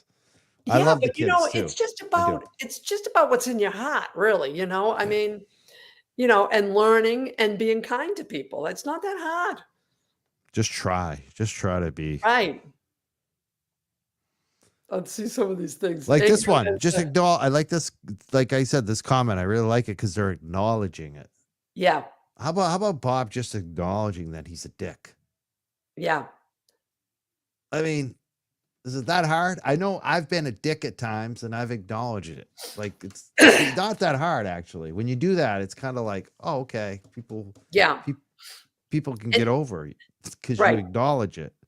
And somebody put in the comment, don't put these angry men in pro-life people.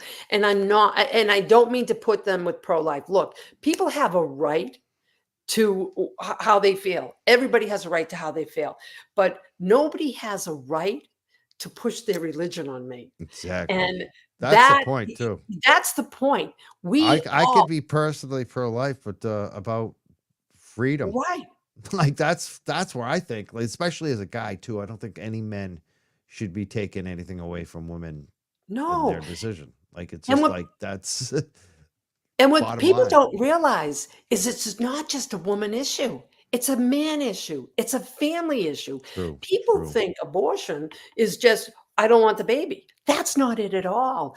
People are dying out there because the state won't take care of them because of laws that were reversed. And people don't understand the impact. And if they did, they would understand. You know, I'm pro-life too, you know, but a woman has a choice. A woman has Exactly. a choice. Especially And- about those kind of decisions where it's life or death. Like that's Right. just, I'm sorry. That's Right. where I think we all can agree on that. Even people who are pro-life, a lot of pro-life people agree on Right. that. And I so don't want, I don't want the government telling me what I can and cannot do. How about if we said, okay, all guys have to get vasectomies? I mean, how would guys feel? You know, it's I think we should actually do it for some of these dudes.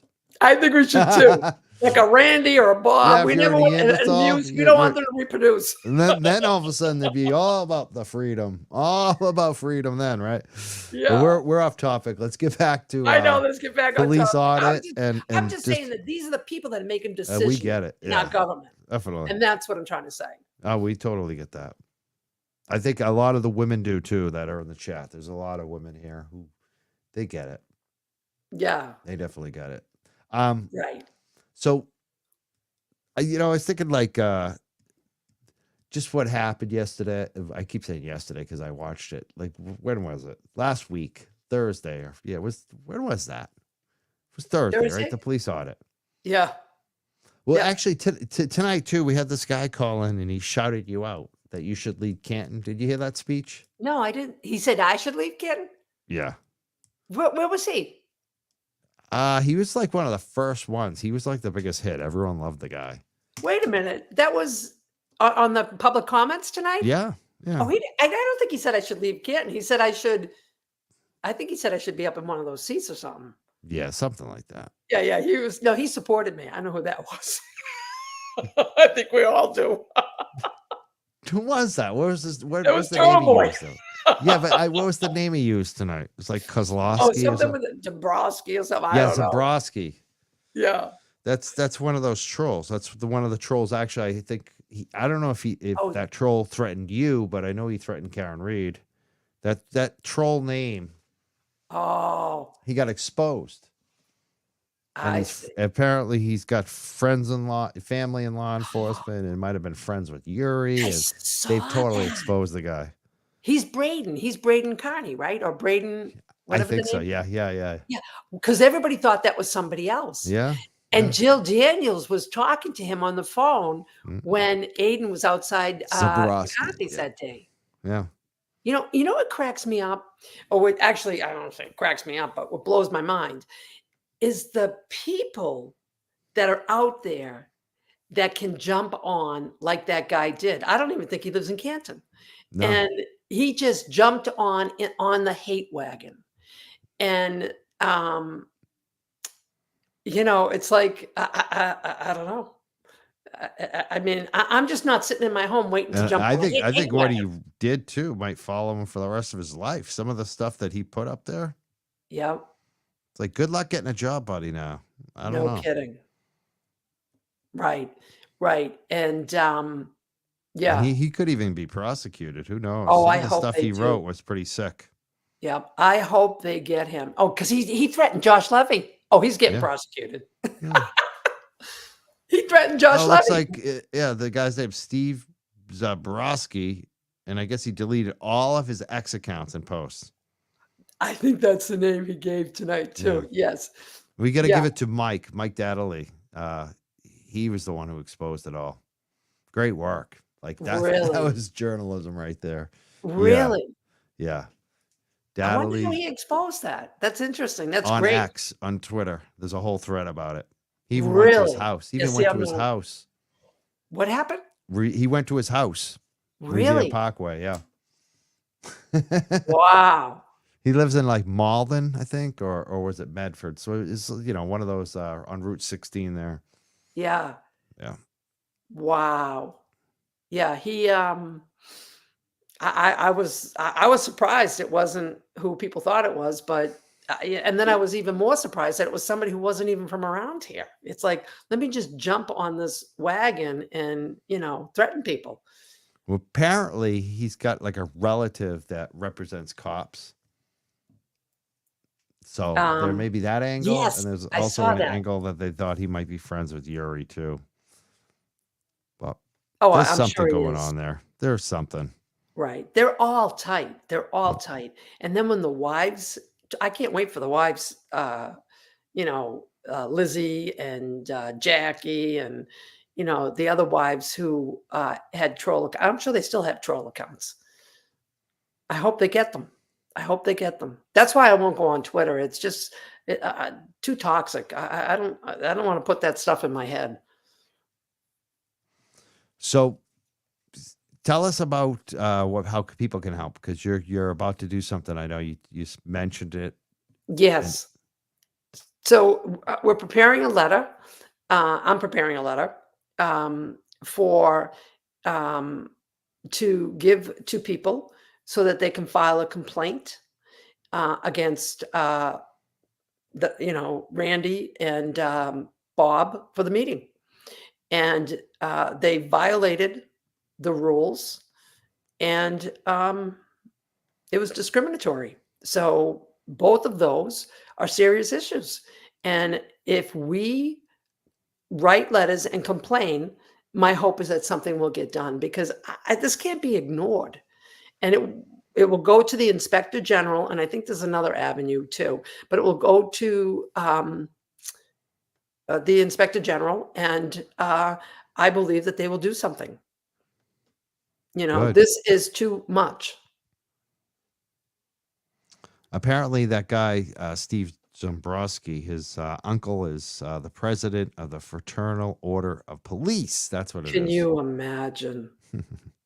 Can you imagine? I mean, it's not surprising. It just blows my mind that people think that they're not going to get caught. And for somebody who's related to somebody in that position to take the action that he took,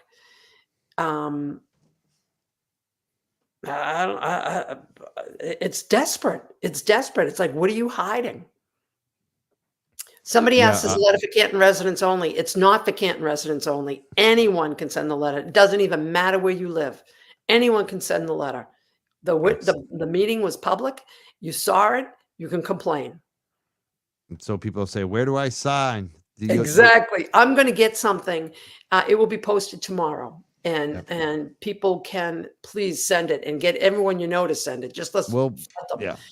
And I think Bob has been getting emails from people too, because I received a couple of copies of emails, people writing in directly to Bob to tell him, what they think. Not that Bob really cares.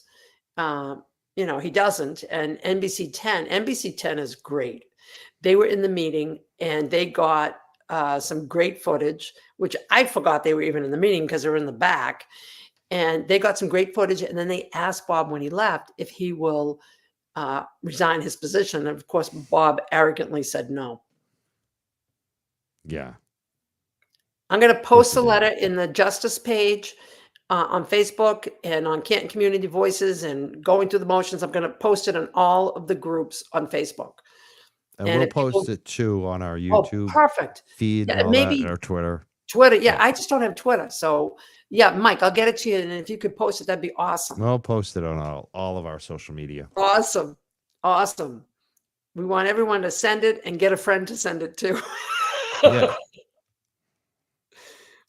We're going to keep that fan mail coming for Bob. Yeah. For Richie. You know, I noticed something last night that what I was demanding, I've been basically saying it over and over again. Like, when are they going to release who even did the special investigation of Kevin Albert? And yesterday they released the name to this Terrence Delahanty or something. I don't even know. Yeah, something like that. Delahanty. Yes. They finally released all the info. Like, were you surprised by that? What do you think about all that? So, look, I heard Gallagher's name too. This guy, I believe, is a retired police chief because he reached out to me and Jennifer O'Donnell because he wanted to do an investigation. Helena hired him to do an investigation of when, what was his name? Bob. Oh God, I can't think of his name. The guy that assaulted Jen in the meeting. So he reached out to me and Jen because he wanted to speak to us because we were witnesses to what was done in that select board meeting, but we would not speak to him. I didn't speak to him, and Jen didn't speak to him either. Somebody said he's from Winthrop. Yeah. Yeah.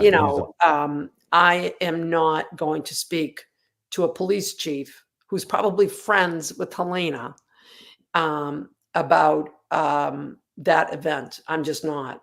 And so I declined.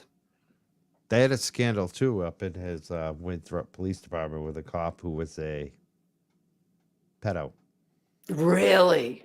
And he basically, if you read the headlines of the stories, the cop at a grave site admitted it to this Delahanty guy that what he did. Really? Yeah. And so what did they do to him? I think he's facing charges right now. Oh, okay, that's good. That's good. And I mean, that's good. And what's frightening, especially with the Sandra Birchmore case, it kind of raises your awareness that people in uniform with power and children that are unchecked can do these things. And, I think that we need to have laws. I think we need to transform our judicial system. I think we need to transform our law enforcement system. I think we need to adopt the best practices of the private sector. We don't hear, except for Harvey Weinstein, we don't hear these things in other places. And people need to be able to whistleblow and be protected. And I don't think that happens in these situations. And that's why people get away with it. We need to protect our children. It's like P. Diddy, what's going on right now with him. It's been an open secret for decades what he was doing. But people were so afraid, and for good reason. And who's that? You could end up dead. You could end up dead. People's cars got blown up. People ended up dead. His ex-girlfriend ended up dead. She wrote a book and she ended up dead. Who's this, Mike? This is Sean Combs, who ran basically New York. P. Diddy. Yes. Oh my God. So the girl wrote a book. It's fear. When people have much power and they'll actually go to the ends, go to the worst ends with that power, people are going to be fearful for good reason. That's what they wrote in the threatening letter that they sent me and 3 other women. Desperate people do desperate things. And that's exactly what they did to my lawn. And that happened right at the same time that the judge declared a mistrial. They were angry. Desperate people do desperate things. And that's what we're seeing here. It doesn't matter. They're fighting all the way to the end. Against anything. So I was hoping John was going to call in tonight, but I haven't heard from him. He was doing a protest tonight, which was he was. It was kind of. I saw it. You had it initially. Yeah, I saw it for a minute. What's that? I saw it for a minute. It was hilarious because he was like, Mikey, you're late. Where's the I Zoom? saw it. Where's the I Zoom? watched I'm it. going back and forth. It was just so freaking great. It was like, this is awesome. He's giving me Yes, my, I my was intro. watching your show, and then it came on. So then I because the meeting was late. Yeah, but it was Um, already dark. You could, it's going to be harder and harder to do unless he gets, you know what he's going to get? Some light equipment out there because it's already They're getting going to do dark. so. They have another select board meeting next Tuesday. Usually it's every 2 weeks. Now they're having it next Tuesday, and it's Zoom again. And I don't think there's any plan to go back to in person. And It's just so weak. it's so weak. It's so weak. Somebody said something about the threatening letter. The threatening letter. So last fall, when we were speaking out, this is at the very beginning, we were speaking out at the select board meeting. Myself and 3 other women received threatening letters in the mail that threatened to spread lies about us and our families if we didn't stop speaking out at the select board meetings. And it was really bad. It was a really bad letter. It was written by multiple authors. There's no question there were multiple authors in that letter. And there's no question it was the McAlberts and friends and family. So I don't know which one, but, there's no question in my mind. That's who wrote the letter. And 4 of us got it. 2 people stopped talking. And Kathleen and I continued to talk because we were not going to be bullied into silence. And here we are a year later. But in that letter, they wrote lies about us. They wrote lies about our family. And they said that, truth or fiction, it doesn't matter. Once it's on the internet, it lasts forever. And that's the mindset of these people. They will spread lies about you to get you to stop talking. And if people stop talking, then they win. And Exactly. I'm It's like not. what Grant Smith does too. He does that all the time to people. Does he? Yeah. I don't see. Goes after them until they go into, silence, like that basically scares them off. But Wow. a lot of people are smart and they stand up to him. So, and Right. because he's basically, everyone knows he's just a crank. So it's like, what? Yeah. I don't think it works anymore with him. I don't think it's like, I think a couple of years ago, it used to work. I don't think it does anymore with him. Yeah, I think people. I mean, I'm not on Twitter, so I don't see his stuff. I know when he was outside the court, we found a way to work with him to have a positive impact on his posts, and then he got booted, so it didn't matter anymore. But yeah, I heard about some of that. Yeah, we befriended him. It's We befriended him, and it's easy to control Grant. You just have to buy him stuff. Like you just have to be nice to him. Yeah, And just I'm be a going to little tell nice. you, I believe that Grant has been abused by a lot of people. I believe he has. And so he's used to that. And so that's why he does it. And when we were kind to him, he was kind to us. And he was kind to Karen. And that was the goal. Because he was writing such, and it worked. It helped. So, and somebody says, "Do your family support you?" Yes, my family supports me. And so many people support me. And look, the people in Canton who speak out do so at tremendous sacrifice. We have lost loved ones. We have lost friends because of our standing up when others prefer you be silent. And it's sad. It is what it is. Everybody has a right to speak their mind and believe what they want to believe. And it makes me sad that, that's had been a consequence in my life too. But that being said, and I would welcome these people back in my life any day. However, this is where I stand, and I stand for truth and justice, and I will stand for truth and justice. And we have had so many people, and this is everybody in this movement. There is so much love, hope, and compassion. We have so many people in our lives we did not have a year ago. And that is the beautiful thing about this movement. It's bringing all of the good people around the world together for truth and no more gaslighting. And that's a beautiful thing. So, and I hope others will come around. And then you have people that don't obey the law, they're never going to come around. You know, that's just what it is. What do you think's going to happen with this police audit now? So I think, so the police audit is, all the RFPs are due by Monday at noon. And there were some very good companies that wanted to bid or that may be bidding on the job. We don't know, because a lot of them, they say will come in at the last minute. There's no question in my mind that we're going to see something, and we're going to see a 3-2 vote.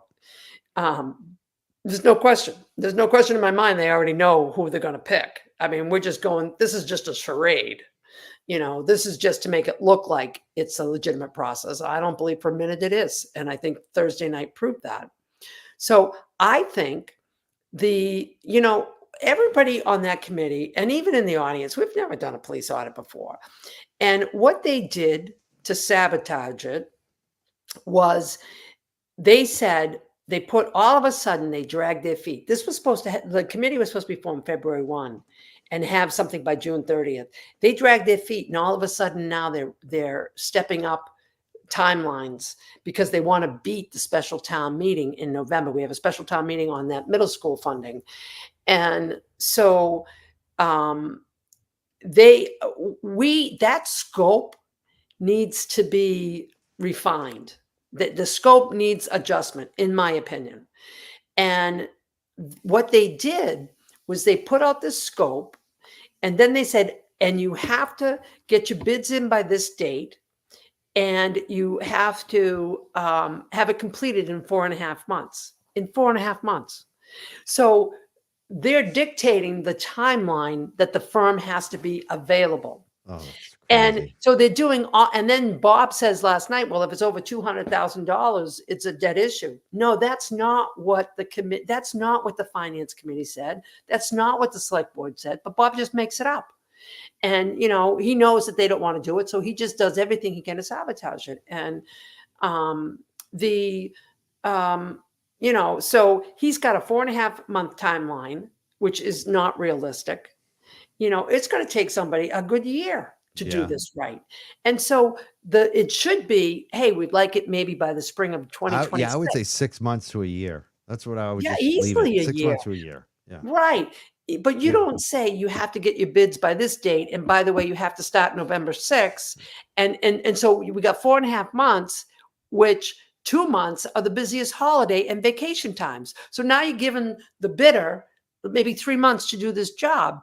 It's a setup for failure, and they know it. And they're hoping that they don't get bids, and they're hoping that they only get the bid from the firm that they want. I think that we need to take a look at the feedback that comes in from people, and they did get some questions, and they went back with legal answers, which are rubbish. Well, we're going to do our best to get you the response. That's going to tie up money, and nobody's going to want to bid a job only to be stonewalled, because they don't want to give you what they need to do the audit. So they're doing it. Everything they're doing is to discourage a good firm, a reputable firm, from bidding on it. Sure, And seems that that's way. not going to fly with us. It's not going to It fly. really seems like that. It seems like they just want one firm, if any, and the firm that they know, that they trust, will do what they want and just shut it down in a couple months and move on. Right. And they just want, yep, come in, boom, boom. Nope, you don't get to stay. And by the way, oops, you're all done. We didn't get a chance to give you the information you were looking for, but that's okay. You have to meet the deadline. And I don't know who they think they're dealing with, but we're not accepting that. Yeah. So they wanted us to say, all right, kill the audit. We're not going to kill the audit. We want the audit, and we want it right. And that is what we're going to get. That's what this town needs. That's what this town needs. And, it's what we need. And so it's either going to be us or the feds. And maybe it'll be both.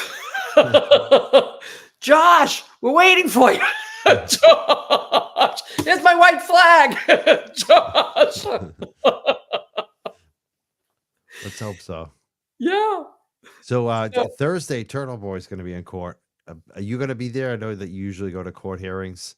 Yeah, no, I'm not going to be able to go Thursday, but I do know that there are people going, and I think that's for Lindsay, isn't that for Lindsay? And he's supposed to have some good stuff that's coming out.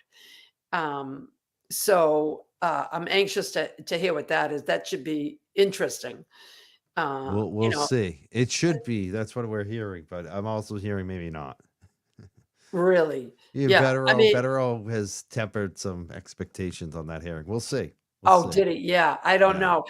The last time I was there, and it was, they wanted a new judge. Who's the new judge? Do we know who the new judge is? I don't know. No. Yeah. So there's a new judge. He wanted a new judge, and so then they are, waiting for the new judge will be there. So we'll see what happens. I don't know what's going to happen. But last time I was there, and it was, it was a non-event. But they're jerking him around. I mean, that was a whole setup. The witness intimidate, all of that is a waste of taxpayers' money. And to put us through another trial, which, by the way, I saw some of the information. Karen's attorneys have to get a brief filed by maybe tomorrow or something, or Yes. The yes. SJC. I'm excited about that. And then they said that all the judges are going to be present. That's right. So that's really good. Yeah, it's gonna. I That's think really this stuff good. is gonna start heating up. Yes, that is really good. We may not And have a trial in January. I hope we don't It have may a get trial in pushed back. January. It may get pushed back. I think we're gonna have a trial because I think they're Yeah. crazy, but it may get pushed back. Yeah, Let's say but there's March or no April. way they're going to, there's no way that they should be able to charge her for 1 and 3 again. There's no Yeah. way. No. There's no way. I mean, especially the jury on day one said no, not guilty to both of those charges. It wasn't even a discussion. They got to be So polled. I mean, that's it. That's what I think the Supreme Judicial Court is going to rule. They're going they to say have to be polled. It's the right thing you to got to do. bring them back in. You got to pull them on 1 and 3. We'll see what happens. Absolutely. Absolutely. It's the right thing to do. And with Judge Canone, Auntie Bev, ignoring that. I mean, they say that we're a circus. That's a circus. A circus court denies and ignores the verdict. And there's 2 verdicts, and that court ignored them because she wanted guilty across the board or nothing. And she ignored the verdict. That's a circus court. Sure is. She made it into a circus too. She lost She control. did. She did. She said she's not conflicted. It's going to come out. She's conflicted. It's going to come out. And, they think that if they lie about it long enough, that it becomes true. And that's just not what happens. That's not what happens. It's a lie. It does not become truth just because you say it a million times. It just doesn't. Exactly. It looks like we're not going to get John tonight. I'm sorry. We advertised him, but I haven't heard from him. I'll just check my messages and see. Rita, do you have any final thoughts tonight before we wrap it up here? No, I just appreciate everyone's support. We all appreciate your support. We're all in this together, and this is going to help all of us. And tomorrow I will have something up on the Facebook group for you to just download that letter and send it off a complaint. And it's going to list all the points in the meeting that were in violation. So I appreciate whatever you can do. Oh, look at somebody's from Newfoundland. You guys are the best. You guys are the best. I love you all. You guys are the best. Mike, we're in this together, and truth and justice will prevail. And we ain't got no quit. We have no quit. We ain't got no quit. We ain't got no quit. We ain't We're got in no this quit. together, and more and more. And everybody watching, please tell someone about this. Tell someone. And when you tell someone, ask them to tell someone. and we will get the word out. The whole thing is getting the word out that we need help and we need attention on this matter. So thank you for all you've done and continue to do. And justice will prevail. Truth will prevail. And Canton will get what it needs. And Canton will shine. Canton will shine. It's a beautiful town. Australia. Thanks, Australia. Yeah, we got them. We got them all from all over the world now. Yeah, that's Gil from Australia. Yes, We have a lot of Australia people. I was on the Aussie Insider the other day. There I you was on the go. Aussie Insider, and then someone from South Africa is looking to interview me. It's unbelievable. Wow. The South story Africa's a is new one. getting out there. So everybody tell everyone you know, we need to get, we need to keep spreading the word. You hear from John at all? No? From who? John. Oh, John Como? Como? Yeah. I'm checking now, actually. To see if because he's probably, let me see if he, No, I haven't heard from him. yeah. He, I'll probably check the going through the motions and see if he's over there. Make sure he didn't get arrested. yeah, I know. I think we would have heard from our audience if something happened to him. Yes. Yes, I think so. No, yeah, I know. He posted a clip. He's busy clipping my show earlier where I was going back between him and Mikey. I think he enjoyed that. That's awesome. I enjoyed that too. It was so perfect. It was like Mike was late, and so I went to John, and John's trolling him, and then I went back and showed the empty screen. It was pretty good. Yeah, I was watching you. I didn't see the empty tag-teamed screen, it. but I was watching you, and then they came on, so then I dropped off. Yeah. Yeah. So thank you, Mike, so much for covering this. I really appreciate it. And everybody, next Tuesday night, we get to do this again. Next Tuesday night, I'll speak. We'll be here again. Yeah. Looking we'll forward do it to again. it. Thank you so much, Rita. All right, thank you're you, always here and- on Select Board Night. I really appreciate it. Yes, I appreciate it too. And everybody have a good night. Excellent. Bye-bye. Have a great night. Great rest of your Thank week, Rita. You too. Bye-bye. Bye now. So I just want to thank a couple people on the Venmo. I want to thank Joyce. Joyce sent a donation tonight. And she said, thank you.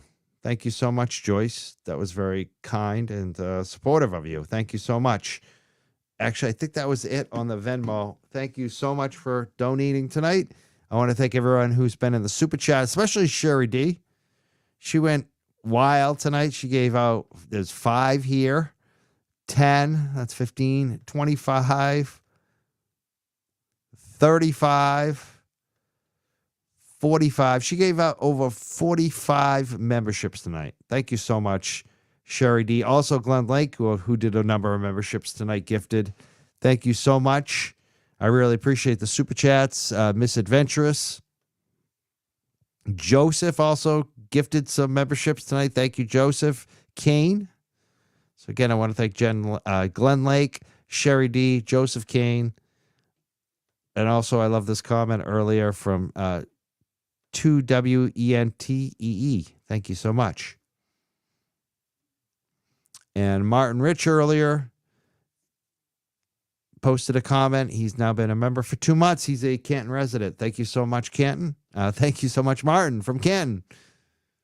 I met his dog too, Wendell. Great dog. Marcy, I want to thank her as well for becoming a member tonight. And I thank our moderators. I saw Scott McGinnis in there. I saw MJ. I saw Stephanie. And congrats to Jen. She just bought a new home. Thank you so much to our moderators. I'm going to check out tomorrow night, Wednesday night at 7 p.m. I'm going to be live with a journalist, Christopher Rohn. We're going to be discussing the Post Commission and the lack of transparency and why it doesn't work, how cops are still getting away with all this bullshit in the state. The Massachusetts Post Commission. We're going to talk all about it tomorrow night, 7 p.m. with a real bona fide journalist. Wicked exciting to have him. He got me started with print journalism, writing for Dig Boston. He was my editor for a number of years over at Dig Boston, which is no longer around. Unfortunately, it was a great weekly print publication on the streets of Boston. My former editor from there, Chris Ferrone, great journalist. He's going to be on tomorrow night at 7 p.m. to discuss the Massachusetts Post Commission. And we may actually have a post commission hearing tomorrow. I'm going to try to get that on in the morning, maybe about 9:30. So tomorrow night, 7 p.m. We'll see you then. Thank you so much, everybody. Have a great night. Good night.